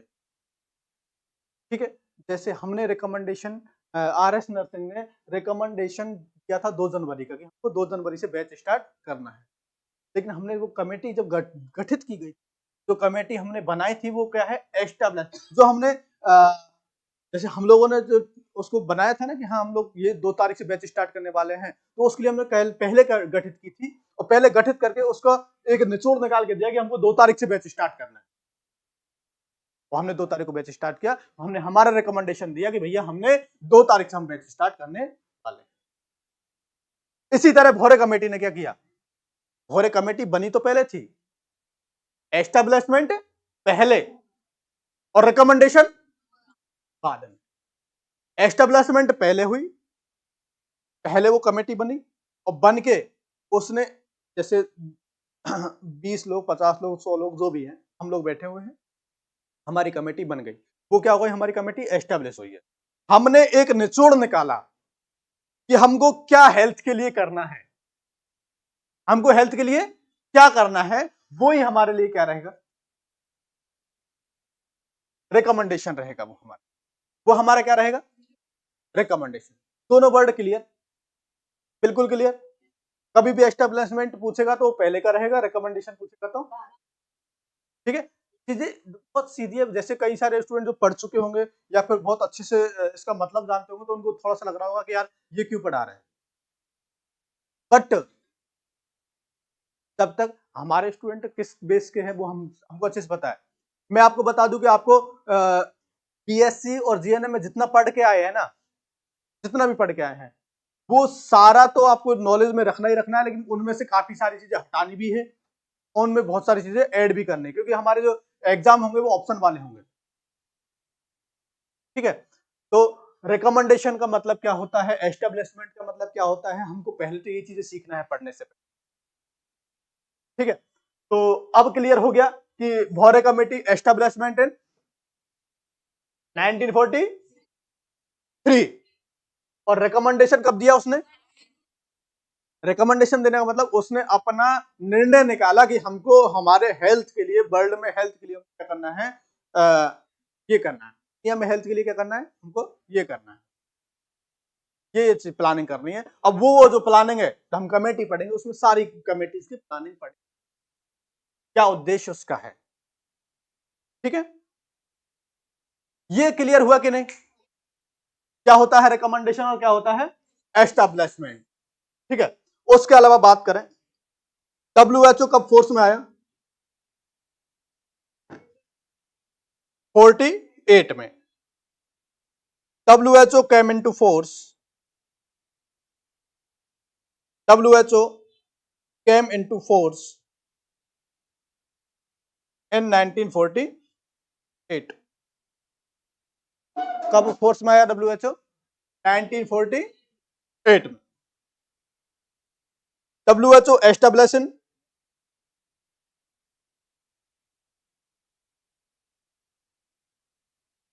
WHO established in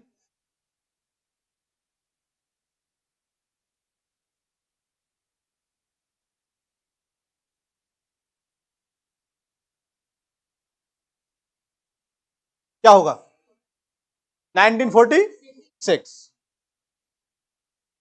क्लियर हो गया भाई, एस्टेब्लिश का मतलब क्लियर हो गया।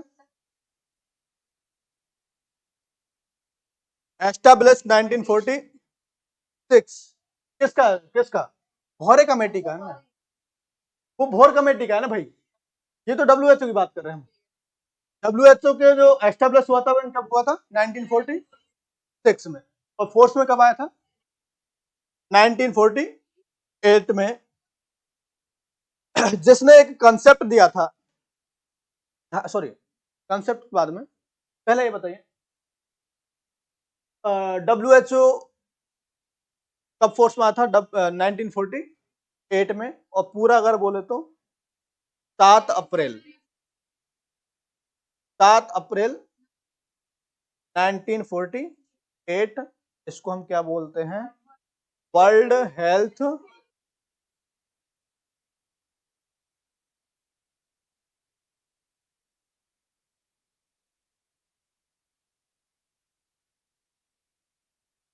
ऑर्गेनाइजेशन तो बोलते हैं, लेकिन इसको किस रूप में मनाते हैं हम लोग?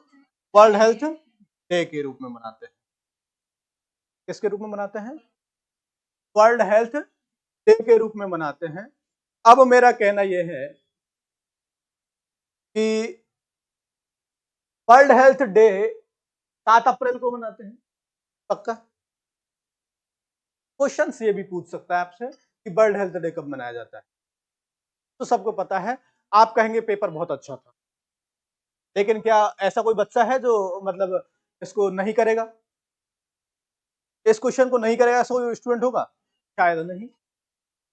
ठीक है, तो इतने सीधे क्वेश्चंस को सब कोई आंसर देंगे इसका मतलब पेपर सीधा नहीं है। पेपर का लेवल होता है 40 क्वेश्चन लगभग सीधे होते हैं, 50 से 60। 40 के ऊपर जो 20 क्वेश्चन रहेंगे 60 तक वो थोड़े से टफ रहेंगे, 60 से 80 तक और टफ रहेंगे, 80 से लेकर 100 तक और टफ रहेंगे। हो सकता है सीक्वेंस कुछ रहे, लेकिन इतनी संख्या उस पेपर में ऐसे रहती है। ठीक है, तो 40 क्वेश्चन लगभग सारे स्टूडेंट करते हैं और उसी से उनको लगता है कि हम लोग सिलेक्शन, हमारा सिलेक्शन हो जाएगा। ये बात पता उन्हीं को, उनको किससे लगता है? इसी बात से लगता है। वो 40 क्वेश्चन, वो 40 क्वेश्चन किस टाइप के होते हैं? वर्ल्ड हेल्थ डे कब मनाया जाता है, इस टाइप के। वर्ल्ड हेल्थ डे की थीम क्या है 2024 की?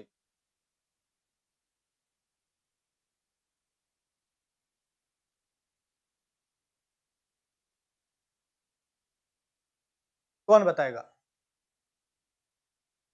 ऑप्शन देंगे तो बता देंगे पक्का? ऑप्शन दे दूं?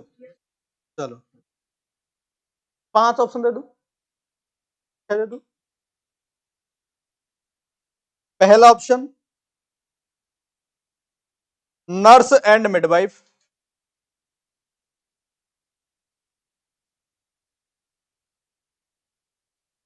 Nurse and midwife. दूसरा option, building a fairer and healthier world.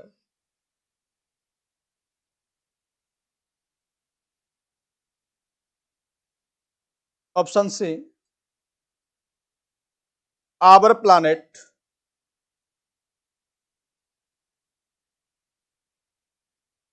Our health,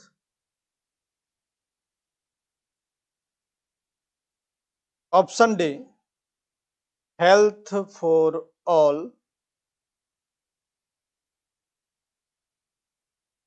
option E, my health my right.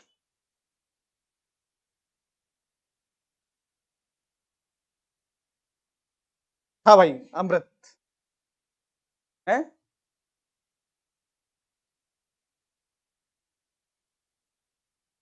अच्छा, ऑप्शन में आपको ये मिले हैं A B C D E. बता क्या इसका वो है, ऐसे रखना है, ऐसे। माई हेल्थ माई राइट, पक्का।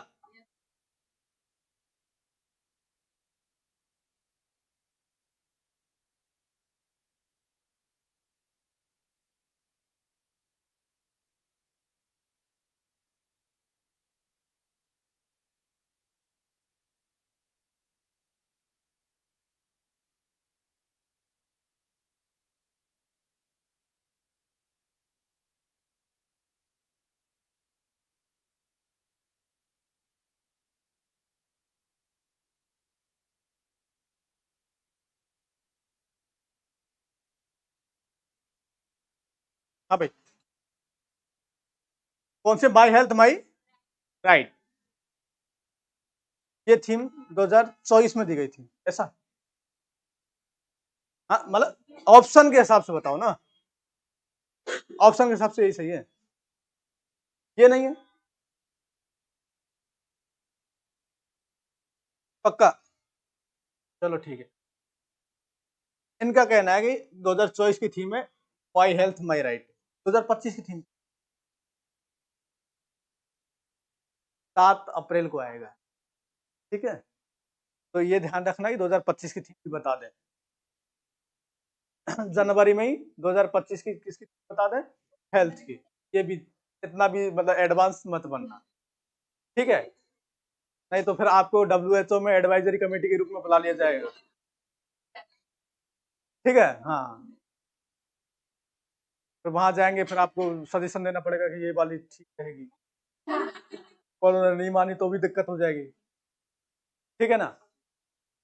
तो 2024 की थीम क्या है, 2023 की है हेल्थ फॉर, 2022 की, 2024, 23, 22, 21, ठीक है ना।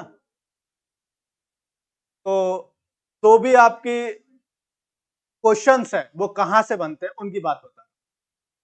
थोड़ा सा बेसिक क्वेश्चन है, जितने भी क्वेश्चन पूछे बहुत सीधे क्वेश्चन पूछे सर, ऐसे भी क्वेश्चन, और ये तो हम सारे के सारे सही किए हैं।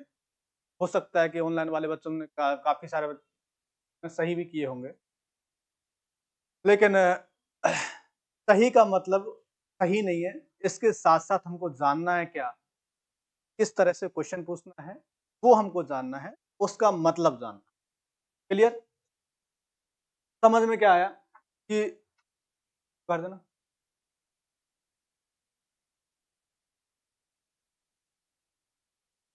समझ में क्या आया कि माई हेल्थ माई राइट क्या है हमारे 2024 की थीम है। 2023 की थीम क्या है, हेल्थ फॉर ऑल, और आवर प्लानेट आवर हेल्थ। 2022 की बिल्डिंग है फेयर एंड हेल्थियर वर्ल्ड 2021, और नर्स एंड मिडवाइफ 2020। और 2020 में क्या आया था? कोरोना। उसी टाइम पे थीम दी थी नर्स एंड मिडवाइफ। धुंधला धुंधला याद होगा, ठीक है। नेक्स्ट अगर हम बात करें कि हेल्थ फॉर ऑल वर्ड, हमने पहले भी कभी सुना है, जब कम्युनिटी में हम लोग फर्स्ट ईयर में थे तब सुना है हेल्थ फॉर ऑल। तो क्वेश्चन पूछ रहा हूं कि हेल्थ फॉर ऑल कंसेप्ट कब आया?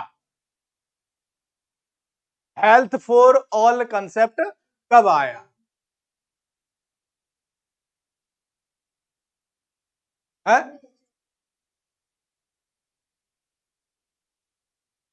1948 में? नहीं, WHO कॉन्सेप्ट आया, sorry, health for all concept आया था 1977। 1977 में क्या कॉन्सेप्ट था? Health for all. आपने पढ़ा होगा अलमत्ता, आलामाटा पढ़ा था, ठीक है। धुंधला धुंधला फर्स्ट ईयर का आ रहा है, बस इतना ही आ रहा है कि अलमट्टा, इसके अलावा कुछ आ रहा है? अलमट्टा के अलावा कुछ हो भी आ रहा है कि माइंड में? नहीं। क्या था अलमट्टा, ये भी बता सकते हो क्या? वो भी एक कमेटी थी, ठीक है, अलमट्टा कमेटी थी एक। हाँ, उसका क्या मतलब था? उसका मकसद क्या था कि हेल्थ फॉर ऑल को अचीव करना उसका खास मकसद, ये हमने पढ़ा था। क्या पढ़ा था हमने? हेल्थ फॉर ऑल को अचीव करना है, ये किसने बोला? अलमट्टा। हेल्थ फॉर ऑल कंसेप्ट कब आया था? 1977 में। और अलमट्टा कब आया था? 1978 में। 1978 में। तो 1978 में जब अलमट्टा आया तो उसका क्या मकसद था भाई? कि हेल्थ फॉर ऑल को क्या करना? अचीव करना। हेल्थ फॉर ऑल को क्या करना? अचीव करना। उसके अलावा ये अलमट्टा किसमें पढ़ा था हमने? प्राइमरी हेल्थ केयर में। किसमें पढ़ा था? प्राइमरी हेल्थ केयर में पढ़ा था अलमट्टा, ठीक है। उसी का कंसेप्ट था क्या?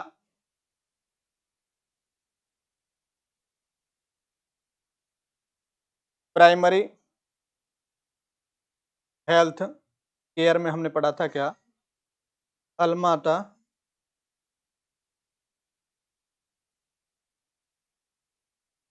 और उसी का कंसेप्ट था क्या कि जो कंसेप्ट था हमारा health for all, health for all को अचीव करना उसका खास मकसद यही था। हेल्थ फॉर ऑल कंसेप्ट कब आया?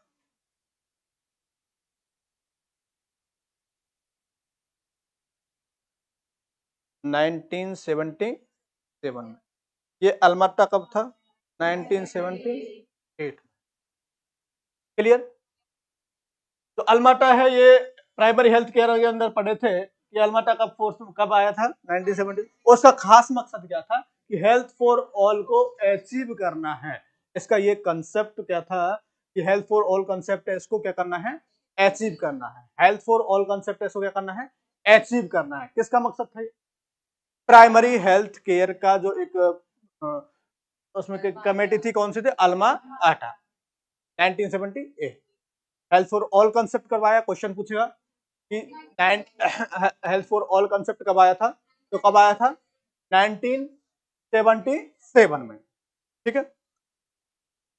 उसके अलावा इंडिया में अभी तक, इंडिया में अभी तक 3 पॉलिसी आई है हेल्थ पॉलिसी। जो नेशनल पॉलिसी है वो 3 पॉलिसी आई है इंडिया में। पहली पॉलिसी कब आई थी? दूसरी पॉलिसी कब आई थी? और तीसरी पॉलिसी कब आई थी? और प्रेजेंट टाइम में हम लोग जो काम कर रहे हैं वो पॉलिसी किसके अंदर हम लोग काम, कौन सी पॉलिसी के अंदर काम? पहली पॉलिसी आई थी 1983 में। कब आई थी? फर्स्ट पॉलिसी 1983 में। दूसरी पॉलिसी 2002। कब आई थी? 2002। और तीसरी पॉलिसी आई थी 2017। जो नेशनल हेल्थ पॉलिसी है,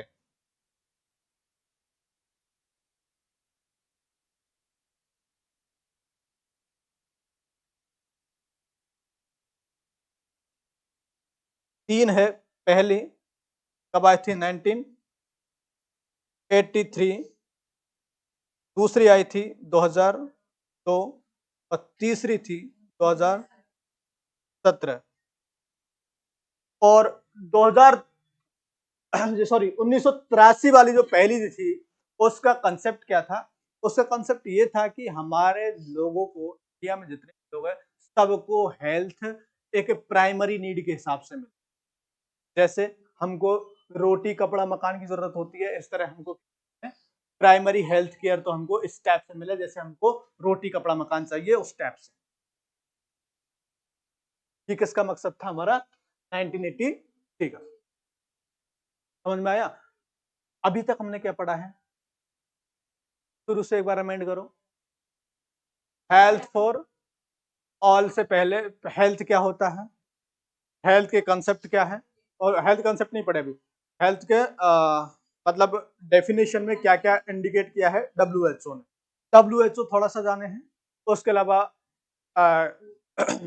कमेटी के बारे में बस एक चीज, कमेटी के बारे में नहीं था वो, सिर्फ मतलब था उसका एस्टेब्लिशमेंट और उसका रिकमेंडेशन का मतलब बताना था। उसके अलावा मैंने बताया क्या आपको, जितनी भी आपके तो थीम है वो कब कब आई, कौन सी थीम? उसमें एक थीम थी हेल्थ फॉर ऑल। कौन सी थीम थी? Health for all. ये वो जो थीम है ये कब आपको 2024 की ये है, 2023 की ये है, 2022, 2021, 2020। ठीक है। तो 2023 की थीम है। आपको क्वेश्चन पूछेगा दो तरीके से, हेल्थ फॉर ऑल थीम कब आई? तो 2023 में। वो हेल्थ फॉर ऑल कंसेप्ट कब आया? 1977। दोनों चीज क्लियर हो गई? क्लियर हुई? हेल्थ फॉर ऑल कंसेप्ट और हेल्थ फॉर ऑल थीम क्या है। ठीक है। अब एक क्वेश्चन और बनता है WHO का, जो सभी को पता है। WHO headquarter. क्या बात है, सभी को पता है, जेनेवा में। कहां है? क्वेश्चन पूछ लू? नहीं, क्वेश्चन पूछ लू? मैं ये नहीं पूछ रहा कि जेनेवा कहां है, नहीं। मेरा क्वेश्चन है, नोट करें। नोट अभी रहने दो, बाद में एक साथ करेंगे सब सारी चीजें। Which agency does not have its headquarter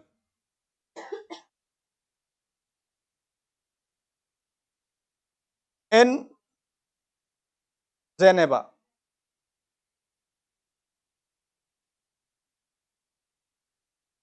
बिना ऑप्शन के। ऐसे तो INC का हेडक्वार्टर नहीं है। आप क्या यूनिसेफ यूनिसेफ कर रहे हो? INC लिख दूंगा तो क्या यूनिसेफ सही हो जाएगा? ऑप्शन लिखो। UNDP, WHO, हाँ, ILO,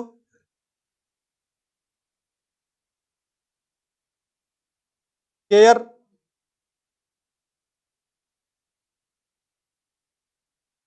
international red cross.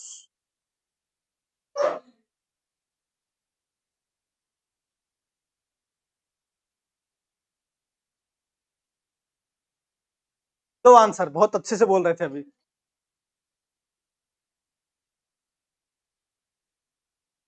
Care बताने वालों, केयर की फुल फॉर्म बता दो। अरे डी 2 बार आ गया तो ई कर दो भाई, लो है को American.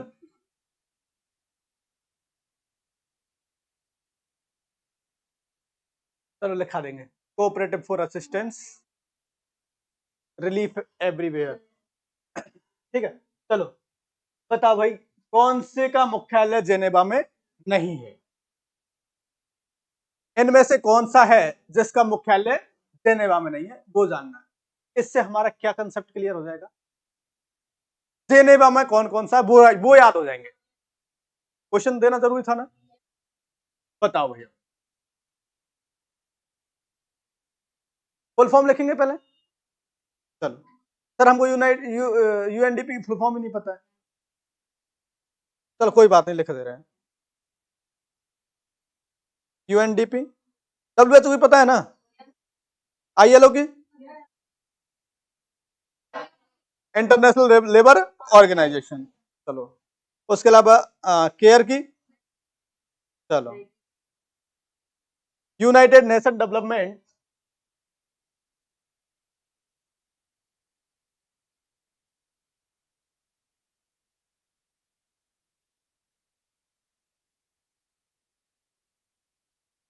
Programme,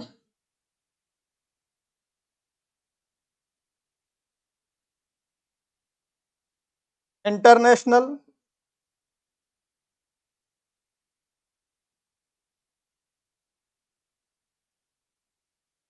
labour Organization, CARE Cooperative for Assistance and Relief everywhere.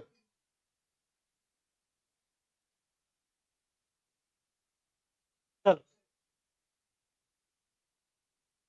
तो किसका मुख्यालय जेनेवा में नहीं है?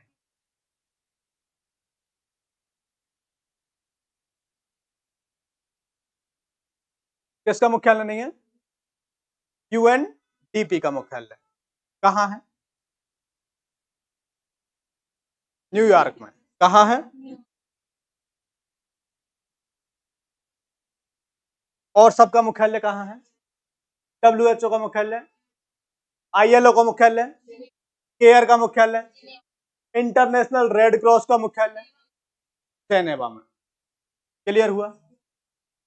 ठीक है, नेक्स्ट अगर बात करें फुल फॉर्म की, तो यूएनडीपी की फुल फॉर्म क्या है? United Nation Development Programme. क्या है UNDP? United Nation Development Programme. कब आया था?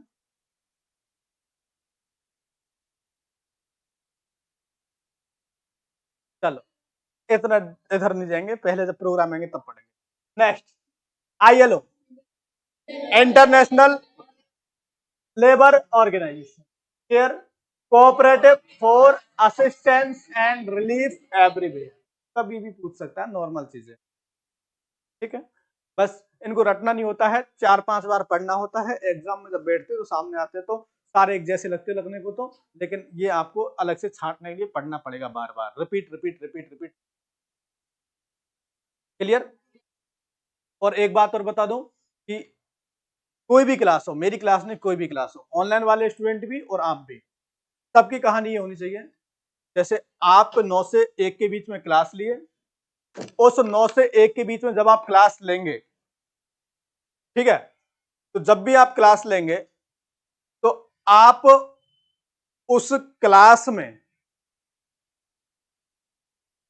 मतलब मेंटली तो रहना ही है, उसके अलावा क्या करना है, शाम के टाइम पे उसको रिवीजन करना है, चाहे कितनी भी सीधी चीजें हो, बहुत सीधी चीजें, लेकिन आपको शाम पे रिवीजन करना ही करना है। और उसके बाद कल सुबह जब आओगे तो आपको शेड्यूल डल जाता है, एप्लीकेशन में भी आप जाएंगे तो उसमें शेड्यूल का ऑप्शन है। एप्लीकेशन में आप जाएंगे तो मैं बता दूं कहाँ उसका शेड्यूल का है, वो क्लास का टाइम है, उसमें टाइम टेबल लिखा हुआ है, हाँ सॉरी टाइम टेबल लिखा हुआ है। आप जैसे ही जिन बच्चों ने परचेज कर लिया होगा शायद उन्हीं को शो हो रहा होगा, मुझे ऐसा लगता है। अगर सबको शो हो रहा होगा तो कोई बात नहीं, टाइम टेबल में आप जाएंगे, टाइम टेबल में सबको शो हो रहा होगा, हाँ टाइम टेबल में आप जाएंगे तो जैसे ही टाइम टेबल में जाएंगे तो आपको क्लास का शेड्यूल उसमें दिख जाएगा, कौन सी क्लासेस मतलब लगने वाली है कल। तो जैसे ही आप क्लास शेड्यूल में देखेंगे क्लास कौन सी लग रही है कल, तो उसी क्लास को आप पढ़ के आए। मात्र 10 से 15 मिनट का समय चाहिए रिवीजन के लिए, क्योंकि एक बार तो आपने यहाँ पर पढ़ लिया है, दूसरी बार आप उसको कब पढ़ लेंगे, शाम को पढ़ लेंगे, और तीसरी बार जब आप क्लास में लेने आएंगे तब पढ़ लेंगे, ठीक है। तो 3 बार रिवीजन हो जाएगा, तो मुझे नहीं लगता कि शायद आपके नोट्स आपसे बाहर चले। आपको ये रेगुलर करना है, और इसको रेगुलरिटी जिन बच्चों ने दे दिया है, मैं गारंटी देता हूं 6 महीने के बाद आपको कोई सी भी एग्जाम में बिठा देना, कोई भी एग्जाम में बिठा देना, आपको 101% आपके सारे कॉन्सेप्ट के साथ आप जवाब देते जाए। क्लियर, समझ में आया क्या चीजें बोलना चाह रहा हूं। रिवीजन और रेगुलरिटी की मैं पहले ही बता चुका कि एक भी क्लास मिस हुई ऑनलाइन वालों से भी और आपसे भी, तो एक भी क्लास मिस हुई मतलब आपका 4 घंटे बढ़ गए, एक दिन का मिस हुआ 4 घंटे एक्स्ट्रा पढ़ने का आपका बर्डन आ गया। हो सकता है 4 घंटे जब 5 घंटे पढ़ा दे टीचर, 5 घंटे पढ़ा दिए तो 5 घंटे का लोड हो गया, तो लोड तो आपको औसतन 4 घंटे का तो रहेगा ही रहेगा डेली का। तो वो लोड आपको कैसे कम करना है, रेगुलरिटी के साथ। अगर रेगुलरिटी दे दिए तो 100% है कि आप कंसेप्ट आपके क्लियर होता जाए, और कंसेप्ट जिस तरह क्लियर हो रहा है इसी तरह एंड तक क्लियर होगा, ये गारंटी। ठीक है, चलो नेक्स्ट अगर बात करें फुल फॉर्म की, एक फुल फॉर्म और पूछ लेता हूं मैं, full form of UNICEF.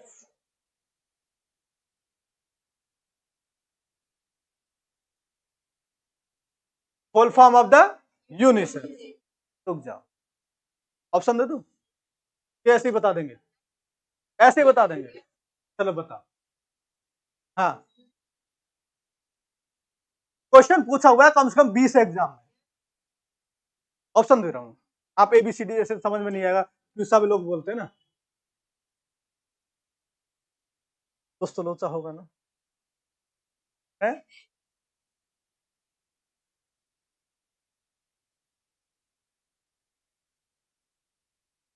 United Nation Child Fund पहला ऑप्शन, दूसरा unique Nations International Child Emergency Fund, option C United Nations international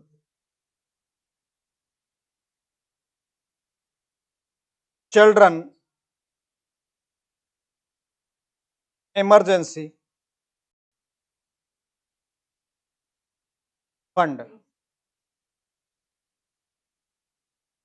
United nation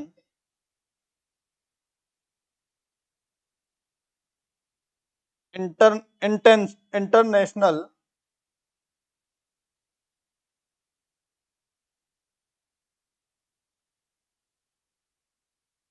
children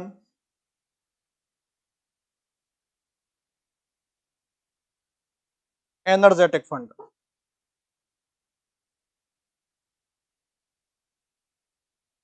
बताओ किसके लॉक किया जाए, है इसी को लॉक कर दिया जाए, इसी को बोल रहे थे क्या आप, सब लोग ऐसे कर रहे थे तब, है इसी को बोल रहे थे। चलो सी ऑप्शन किस किस का सही है, हाथ खड़े,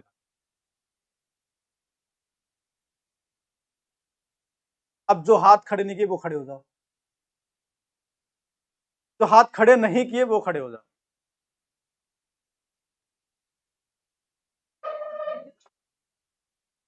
हाँ, क्या राइट आंसर है बेटा? अच्छा, इमरजेंसी हटा दिया गया है, क्या राइट आंसर है? है?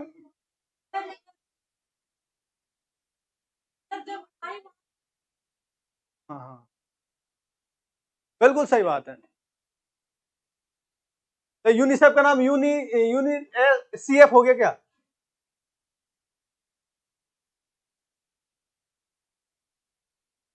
ऑप्शन क्या सही है? ए, बैठो बैठो, ए वाला, इन्होंने बता दिया। आपका आंसर क्या है? कोई नहीं सही रहा, बैठ जाओ। आप भी बैठो, कोई सही नहीं लग रहा है इनको। आप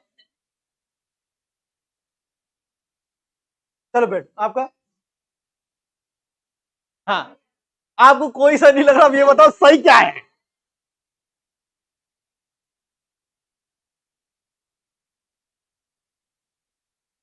United Nation child Emergency fund, international से नहीं।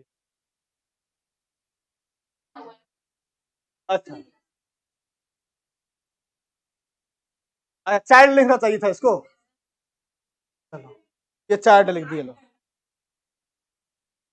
अब सही है।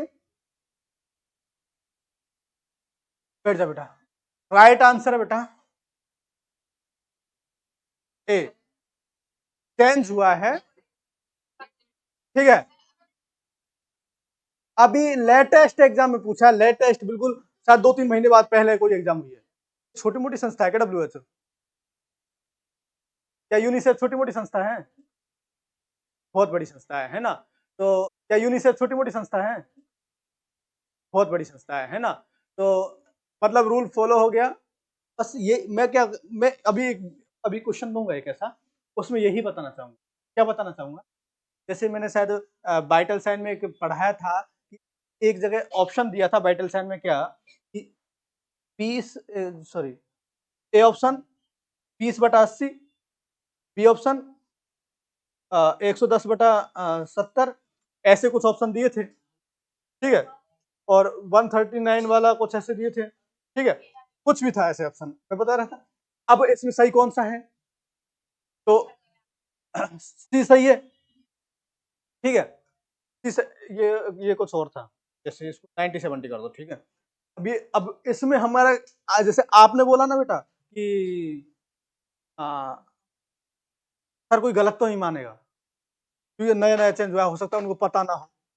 भाई ये चीजें तो आती है माइंड में। ये एग्जाम में बैठने के बाद सही क्वेश्चन आया है इसका, बिल्कुल सही क्वेश्चन आया है इसके माइंड में, क्योंकि हमारे माइंड में आता है, इसलिए कह रहा हूँ। एग्जाम में पता है क्या आता है इसका आंसर? बीपी का, नॉर्मल बीपी क्या है, इसका आंसर पता है क्या आता है? शायद ये एक लिखना भूल गया, शायद ये एक लिखना भूल गया, इसलिए, नहीं तो राइट आंसर तो यही था। जबकि ये नहीं पता उसने जानबूझ के दिया है। तो शायद अगर गलती हुई है उससे, तो हम लोग क्लेम करके उसका राइट आंसर करवा सकते हैं। जो आपको लेटेस्ट अपडेटेड आंसर याद है वही है। कभी भी ऐसे नहीं सोचना कि सर ये बदल तो गया है, लेकिन क्या पता उन पेपर दिया है उन लोगों ने, तो उन लोगों को पता ना हो कि उन्होंने बदल दिया, और ये अपना आंसर किया ही उसने इसीलिए बेटा कि उसने बदल दिया। उसने क्वेश्चन ही इसीलिए दिया है आपको कि बदला हुआ आपको नाम याद है कि नहीं। तो कभी भी ये नहीं सोचना है कि एग्जामिनर ने ऐसा सोचा होगा, तो ऐसा सोचा होगा नहीं, सोचने से काम नहीं चलेगा। आपको प्रूफ क्या कहता है, प्रूफ पे काम करें। तो जैसे अभी मैं बोला था कि 20/80 बीपी को नॉर्मल हम लोग सही कर देते हैं, एग्जाम में आया क्वेश्चन बता रहा हूं, तो 100 जो आपका एग्जाम में आया था वो क्वेश्चन, ठीक है। वो क्वेश्चन एग्जाम में आया था, कौन सा मैं जो बता रहा हूं वही, एक 20/80, और काफी सारे बच्चों ने किया था, और ये भी कह रहे थे कि सर उसमें एक लिखना भूल गया था इसलिए। बस भूला है तो वो भूला है, तुम्हारी गलती थोड़ी ना है। गलती उसकी, वो एक्सेप्ट करेगा। अब आपको जब क्वेश्चन देगा, आपको एक एक नंबर देगा, सबको बांटेगा, लेकिन कुछ तो करेगा वो। गलती तो हुई है ना उससे, तो उसकी गलती को अपने ऊपर ना ले, ऐसा हो सकता था या ऐसा हो गया होगा ना, तो है वो है। क्लियर? तो राइट आंसर क्या जाएगा sir? A. Next, the health की डेफिनेशन, हेल्थ इज ए, बोलते जाओ बेटा, हेल्थ इज ए, लिखना क्या है, लिखने को तो बहुत कुछ लिखना है, पिछला भी लिखना है, ठीक है। Health is a state of complete physical, mental and social, mental social and behaviour, spiritual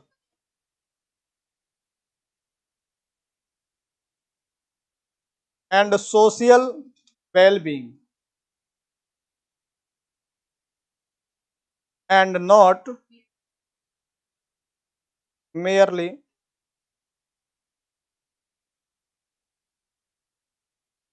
absence of disease or infirmity। सभी को आती है, आती है ना सभी को? क्वेश्चन पूछ ले यहां से, है? चलो क्वेश्चन लिखे।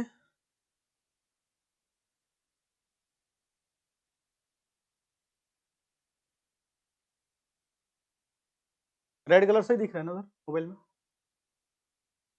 रेड कलर से ही दिखता है ना। विच फिनोमिना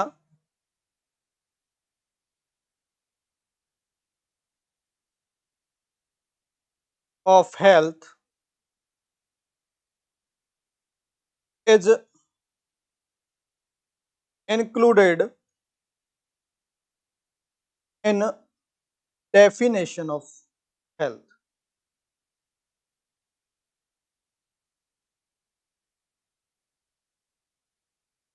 by WHO के द्वारा जो दी गई थी, उसमें उस डेफिनेशन में कौन सा फिनोमिना हेल्थ का इंक्लूडेड या नहीं का तो ऑप्शन ही नहीं दिया, नोट किया गया है। क्लियर? कौन सा इंक्लूडेड किया गया भाई?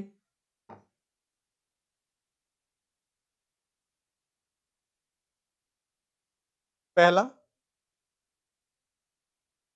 ऑब्जेक्टिव, दूसरा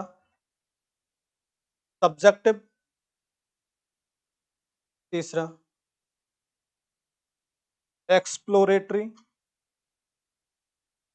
और चौथा A and B.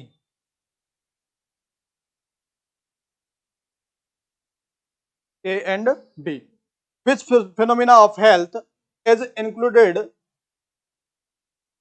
in a definition of the health by WHO? कौन सा फिनोमिना हेल्थ का, ठीक है, तो कौन सा फिनोमिना हेल्थ का इंक्लूड किया गया है WHO की डेफिनेशन में? हेल्थ की डेफिनेशन जो WHO है उसमें कौन सा फिनोमिना इंक्लूडेड किया गया है?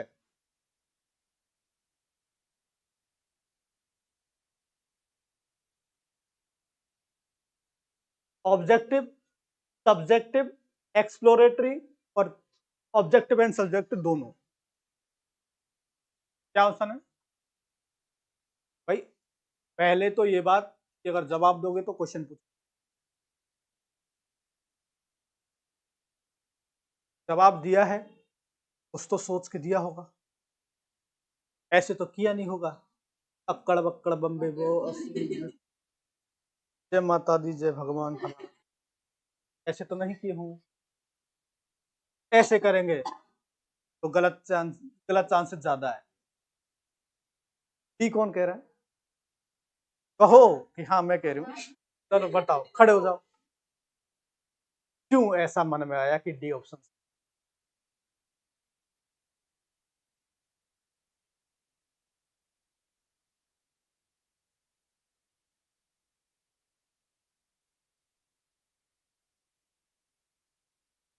और कुछ? बैठ जाओ। और कुछ है क्या? डेफिनेशन जो है आपकी, इसमें एक वर्ड है वेलबींग। ये डेफिनेशन है, इसमें एक वर्ड है क्या? वेलबींग। ये वेलबींग, ये वेलबींग जो वर्ड है, ये क्या शो करता है? ये दो चीजें शो करता है। एक तो स्टैंडर्ड ऑफ द लाइफ, क्या शो करता है? स्टैंडर्ड ऑफ द लाइफ, जो आप का स्टैंडर्ड है, स्टैंडर्ड ऑफ द लिविंग, अगर जो आप कैसे जी रहे हैं वो। और दूसरा शो करता है आपका क्वालिटी ऑफ द लाइफ। क्या शो करता है? पहला शो करेगा स्टैंडर्ड ऑफ द लाइफ, दूसरा शो करता है quality of the life. Standard of the life की बात करें या स्टैंडर्ड ऑफ द लिविंग की बात करें कि आप किस तरह रह रहे हैं, ये क्या करता है? ऑब्जर्व करके बता सकता है। जैसे मैं कहूं कि भाई आज आपके पास गाड़ी है, बंगला है, आपके पास नौकर है, एक पर्सन तो ये भी है, एक पर्सन हम है कि अभी नौकरी भी नहीं है, ठीक है, अभी बेरोजगार है, ठीक है। गरीब मतलब नहीं होता है, ठीक है। गरीब में और इसमें फर्क है। हाँ, तो गरीब में और इसमें फर्क है। गरीब में फर्क ऐसे है, गरीब अमीर तो पेरेंट्स भी बना सकते हैं, लेकिन आप क्या है, आप गरीब है। ठीक है, क्यों? क्योंकि हम क्या है वो हमको पता है, ठीक है। ये तो देखो, दो चीजें मैं बता रहा हूं, एक तो standard of the life living, कैसे आप जी रहे हैं, कैसी आप लाइफ जी रहे हैं, ये कौन बताएगा? ऑब्जर्व करने वाला। ये कौन बताएगा? ऑब्जर्व करने वाला। और मैंने आपसे पूछा आप कैसे हो, ये आपको पता है। झगड़ा करके आए होंगे तो ये मुझे पता है क्या? नहीं पता ना। ये किसको पता है? आप खुद को। ये कौन सा डाटा है? और पहला डाटा कौन सा था? ये दोनों इंडिकेट करता है कौन? आपका वेलबींग। वेलबींग में आपकी दोनों चीजें आती है, ऑब्जेक्टिव डाटा भी और सब्जेक्टिव डाटा भी। स्टैंडर्ड ऑफ द लिविंग आपको ऑब्जेक्टिव डाटा शो कर रहा है, और क्वालिटी ऑफ लिविंग मतलब आप कैसे आप जी रहे हैं, मतलब आपको ठीक है कि नहीं है, ये आप ही बता पाओगे। ये क्या है? आपका सब्जेक्टिव डाटा है। तो इसलिए जो इसका आंसर है, कौन सा फिनोमेना हेल्थ की डेफिनेशन में इंक्लूडेड किया गया है, डब्ल्यूएचओ की डेफिनेशन में, तो कौन सा डाटा इंक्लूडेड किया है? ऑब्जेक्टिव डाटा भी इंक्लूडेड किया गया है, प्लस ऑब्जेक्टिव डाटा कौन सा है? Standard of the living. और सब्जेक्टिव डाटा कौन सा है? Quality of the. इसका राइट आंसर क्या चला जाएगा? डी, ए प्लस बी आंसर। क्लियर हो गया क्या होता है स्टैंडर्ड ऑफ लिविंग, क्या ऑब्जेक्टिव डाटा, क्या सब्जेक्टिव डाटा? क्लियर हुआ? दाबदा सुनो, दाबदा। फ्रेशर स्टूडेंट सुने? कोई बात नहीं, आगे सुनोगे आप दाबदा। वो दाबदा क्या होता है कि हम साइकेट्रिक में पढ़ेंगे आप, ठीक है। उस समय दाबदा का मतलब क्या होता है? एक दाबदा तो अलग है, एक दाबदा मैं बता रहा हूं, ठीक है। दूसरा भी मैं ही बताऊंगा, फंडामेंटल पढ़ा हुआ। उसका मतलब क्या होता है? जैसे कोई चीजें अगर आपसे कह दिया जाए, कोई ऐसी क्रिटिकल सिचुएशन कह दी जाए, आपको कैंसर है, आपका पहला जवाब क्या होगा? रिपोर्ट देखने के बाद कह रहा हूं मैं, रिपोर्ट देखने के बाद मैं रिपोर्ट देख रहा हूं, रिपोर्ट देने के बाद कह रहा हूं कि भाई आपको कैंसर है। अब बताओ आपका पहला आंसर क्या होगा? नहीं हो सकता, क्योंकि मैंने ना तो गुटखा खाया, ना ये किया, ना वो किया, सब नहीं हो सकता। एक बार फिर से जांच करवाओ। फिनाइल। ठीक है। दूसरा क्या है? ए। आपदा में DABDA। ए का मतलब एग्रेशन। दूसरा क्या है? एग्रेशन। जैसे ही आपने मेरे सामने तो नहीं बोलोगे, दूर जाके पागल है, फालतू में कह रहा है कि मेरे को कुछ कैंसर है। कैंसर हो ही नहीं सकता मेरे को तो। दूसरी कौन सा जाएगा? एग्रेसिव। तीसरा बी, बार्गेनिंग। थोड़ी देर बाद, घंटे 2 घंटे में, मेरे को नहीं, 5100 रुपए का पर्चा चढ़ाऊंगा, लेकिन कैंसर नहीं निकलना। वो कौन सा हो गया? बार्गेनिंग। फिर दूसरा क्या आ जाएगा? डी। DA। पहला डी हो गया क्या? डिनाइल। दूसरा एग्रेसिव। तीसरा बार्गेनिंग। बार्गेनिंग कर लिए। उसके बाद DABD। फिर डी क्या आएगा? डिप्रेशन। तो वो कहेगा अगर ऐसा हुआ तो परेशान हो जाऊंगा, ये वो सारी क्वेश्चंस। तो फिर उसके बाद डिप्रेशन में आ जाएगा। और फिर डिप्रेशन में आने के बाद वो साल भर, महीने भर, 2 महीने डिप्रेशन में रहेगा। और आज की डेट में कोई किसी को पुराना कैंसर हुआ हो ना, जाके बात करो, क्या वो डिप्रेशन मिलेगा आपको?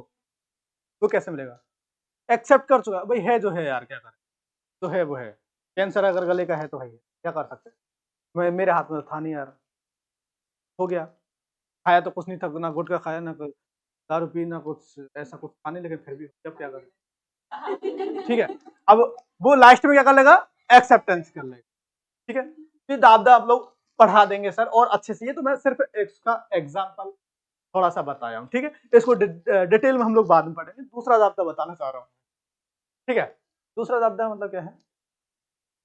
तो स्टूडेंट कुछ जो होते हैं वो इस टाइप के होते हैं कि उनसे कह देंगे कि बेटा आपका सिलेक्शन हो जाएगा, आप कोचिंग पढ़ लीजिए। ठीक है। तो पता क्या कहते हैं? नॉर्थ सेट में मेरा सिलेक्शन कभी नहीं हो सकता। और आज की डेट में आपसे भी पूछूं ना, फ्रेशर से, बेटा सेंट्रल गवर्नमेंट जब तैयारी करने आए क्या, मैं आपसे डील करता हूं, आपको इसलिए पता है मेरे को। आपसे पूछे सेंट्रल गवर्नमेंट, NHM की तैयारी कर लूंगा। NHM के लिए मैं बना हूं। NHM के लिए मैं बना हूं। NHM की तैयारी कर लूंगा, ये सही है। लेकिन सर सेंट्रल गवर्नमेंट, ठीक है बेटा, ये एक्सेप्टेंस आ गई है। ये फेज, ये आपकी फेज दूसरी आ गई ना। एक्सेप्ट करना पड़ रहा है, मजबूरी पड़ रही हो। अब महीने पढ़ते हुए हो गए। लेकिन फ्रेशर स्टूडेंट की बात कर रहा हूं, उनको डिनाइल ही रहता है हमेशा। फर्स्ट में आई थी, डिनाइल था कि नहीं था? था ना। अब सुनो दूसरा, ये तो हो गया डिनाइल, हो गया आपका। ए क्या है? ए एग्रेसिव। अगर आपको मैं, जैसे काफी सारे देखे होंगे आपने, जैसे मुझे कोई भी नर्सिंग स्टूडेंट, आज की बात नहीं है, हमेशा की बात है, कोचिंग तो मैंने अभी खोली है, मैं बहुत दिन से इसी बात को कहता हूँ। और मैं उससे एक ही बात कहता हूँ, भाई अगर तुझे लगता हो ना कि मैं मेरी कोचिंग बुलाना चाह रहा हूँ, तो मेरी मत जा, तो कहीं और चल जा, लेकिन जा।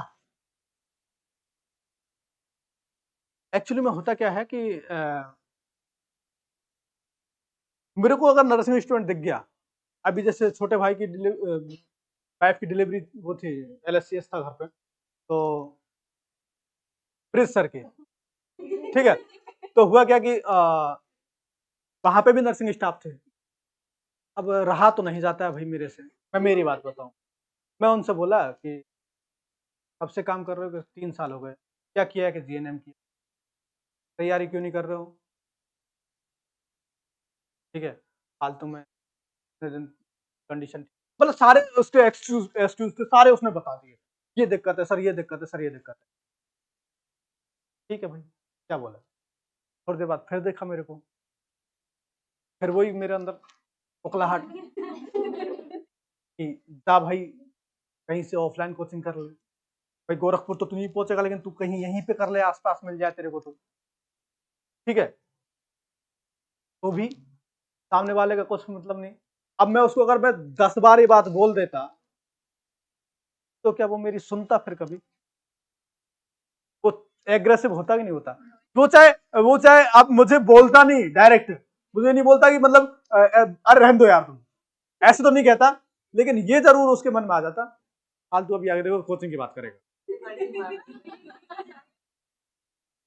ठीक है, पक्का है मेरे साथ ऐसा होता है, मैं इसलिए कह रहा हूं क्योंकि मेरा अंदर उकलाहट बहुत ज्यादा है बताने की कि बेटा ऐसे करो ऐसे करो।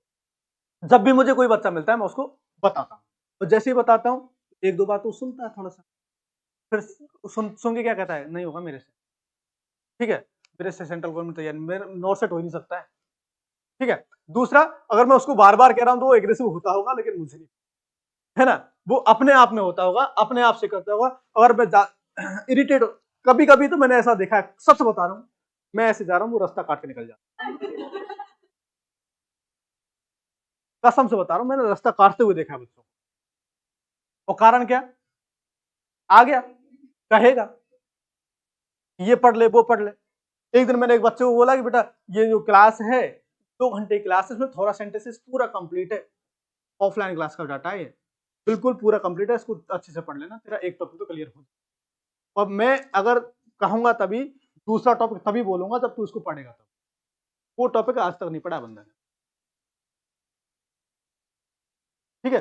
तो अब जब उसने नहीं पढ़ा है तो उसको अब मैं फिर बोलता हूं। अब एक बार हुआ क्या, मैं ऐसे ही बैठा हुआ था एक जगह, तो जैसे ही वो लड़का आया, उगला, सच बता रहा हूँ, कसम से बता रहा हूँ, उगला, यार इसको बोलू यार बेटा, ठीक है। अब मैं उसको जरा सा बोलने के, लेकिन उससे पहले मैं 10 बार बोल चुका हूं उसको, ठीक है। उसके बाद फिर वो आया, फिर मेरे मन में उकलाहट आ रही, क्योंकि मेरे मन में उकलाहट क्यों आती है उसका रीजन बताऊं आपको। उसका रीजन है कि मात्र 10,000 रुपए मिलना, 8,000, अगर प्राइवेट में अगर 40-50 हजार रुपए मिल जाए, मैं बिल्कुल इतना उकलाहट नहीं आएगा, ये मैं मानता हूं। वो 40-50 हजार रुपए मेरे जेब में तो नहीं आते, लेकिन नर्सिंग आते, इसलिए मुझे थोड़ा सा लगता है, ठीक है। वही वही 8,000, अरे भाई आप 4 लाख रुपए 5 लाख रुपए खर्च करके आए हो, एक लेबर को 9,000 मिल जाता है, वो दिहाड़ी पे 500 रुपए में खड़े रहते हो, 500 रुपए में एक महीने में आपको 15,000 कमाते हो, बूठा टेक इंसान। ये हकीकत कह रहा हूं मैं। और फिर हमारी क्या है, 4 लाख लगा के क्या कमा रहे हो? इसलिए मेरे को लगता है, कसम से बता रहा हूं, जो उगलाट होते हैं उसका रीजन यही है। आपको प्राइवेट में 50,000 दे दे, मुझे कोई दिक्कत नहीं, आपको आपको मैं कभी नहीं बोलूंगा कि आप गवर्नमेंट तैयारी करो, लाइफ तो सही से निकल जाएगी।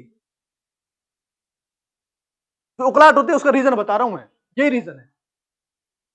तो फिर वो बच्चा देखा, फिर मैं अंदर से ऐसा होने लगा, तो मेरे मेरे साथ वाले से बोला, भाई साहब इसको,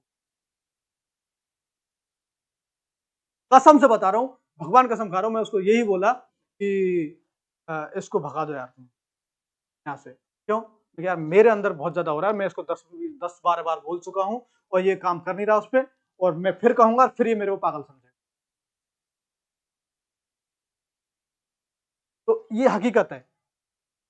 तो पहला डी, डिनाइल, दूसरा एग्रेशन, तीसरा बार्गेनिंग। ठीक है सर, क्या क्या पढ़ू ये बता, चलो मैं करता हूँ थोड़ी सी तैयारी, क्या पढ़ू।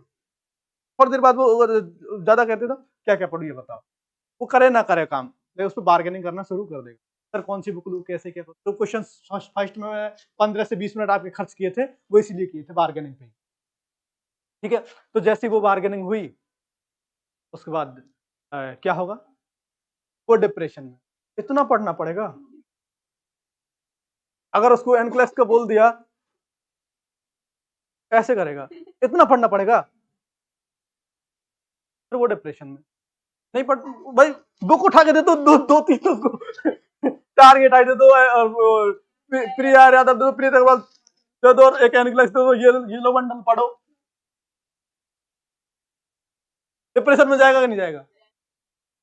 और अगर उसने थोड़ा सा सोचा अपने बारे में और पढ़ाई शुरू किया और डिप्रेशन में ना जाके उसने पढ़ना शुरू किया और पढ़ना शुरू जैसे आप लोग कर चुके हो और यहाँ आए हो, आपने पढ़ाई शुरू की, एक्सेप्टेंस हुआ कि हाँ हम लोग तैयारी कर सकते हैं, हम लोग सिलेक्शन होना नहीं होना ये सब बात की बात है। अभी एक बात होता है, अभी एक मैंने स्क्रीनशॉट लिया था कल परसों, एक बहुत अच्छी बात मेरे को लगी थी, वो मैं बता दूं आपको।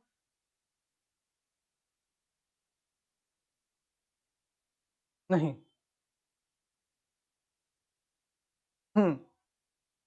एक रिक्वेस्ट आई थी मेरे पास, उसकी उसमें लिखा हुआ था don't expect the result without the work.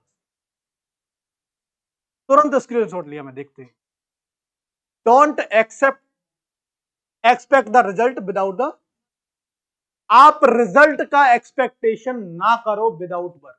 अगर आप चाहते हो कि आपका सिलेक्शन हो या फिर मेरा सिलेक्शन हो जाएगा, तो बिना वर्क के आप ये उम्मीद मत करो।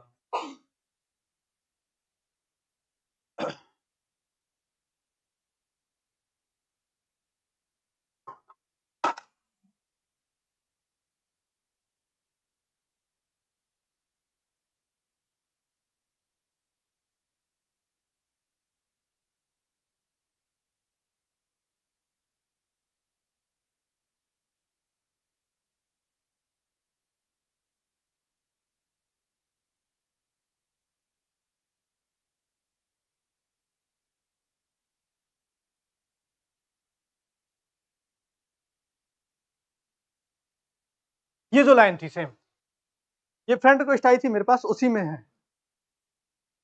मैं तुरंत जैसे देखा तो तुरंत के तुरंत उसको स्क्रीनशॉट लिया, मैंने बहुत अच्छी लाइन बोला है कि रियल में अगर बात करें कि आप एक्सपेक्ट करते हो रिजल्ट अपना और चाहते हो कि मैं वर्क ना करूं, ये पॉसिबिलिटी है। वर्क के साथ साथ आप रिजल्ट एक्सपेक्ट करो तो पॉसिबिलिटी बनती है। तो चाहते हैं कि आपको सिलेक्शन है चाहिए, चाहते हैं कि आप सेंट्रल गवर्नमेंट सिलेक्शन ले, चाहते हैं कि आपकी तैयारी अच्छे से हो, सिलेक्शन होना नहीं होना ये सब बात की बातें हैं, लेकिन पहली बात वर्क, पहली बात वर्क करना आपका पहला काम है जो आपको करना है। क्लियर? तो आज के बाद एक चीज ध्यान रखना कि टेस्ट में भी रिजल्ट की उम्मीद मत करना विदाउट वर्क की। सिलेक्शन का तो दूर की बात कर रहा हूं, सेंट्रल गवर्नमेंट के एग्जाम की तो दूर की बात कर रहा हूं, आप टेस्ट की भी बात कर रहा हूं, टेस्ट में भी आप उम्मीद मत करना कि रिजल्ट अच्छा आ जाएगा, नॉट पॉसिबल। तो अगर तैयारी करना है, रेगुलरिटी देना पड़ेगा, ऑनलाइन वालों को भी रेगुलरिटी देना पड़ेगा। 2 क्लास आज हुई है, दोनों क्लास आज ही करना है, ये विशेष ध्यान रखना। अगर आज आपने एक दिन भी पेंडिंग किया तो मैं गारंटी देता हूं आपका आने वाला टाइम पेंडिंग में जाएगा, 100% जाएगा, और इतना जाएगा कि आप क्लास छोड़ दोगे। तो विशेष ध्यान रखना है, पेंडिंग नहीं रखना।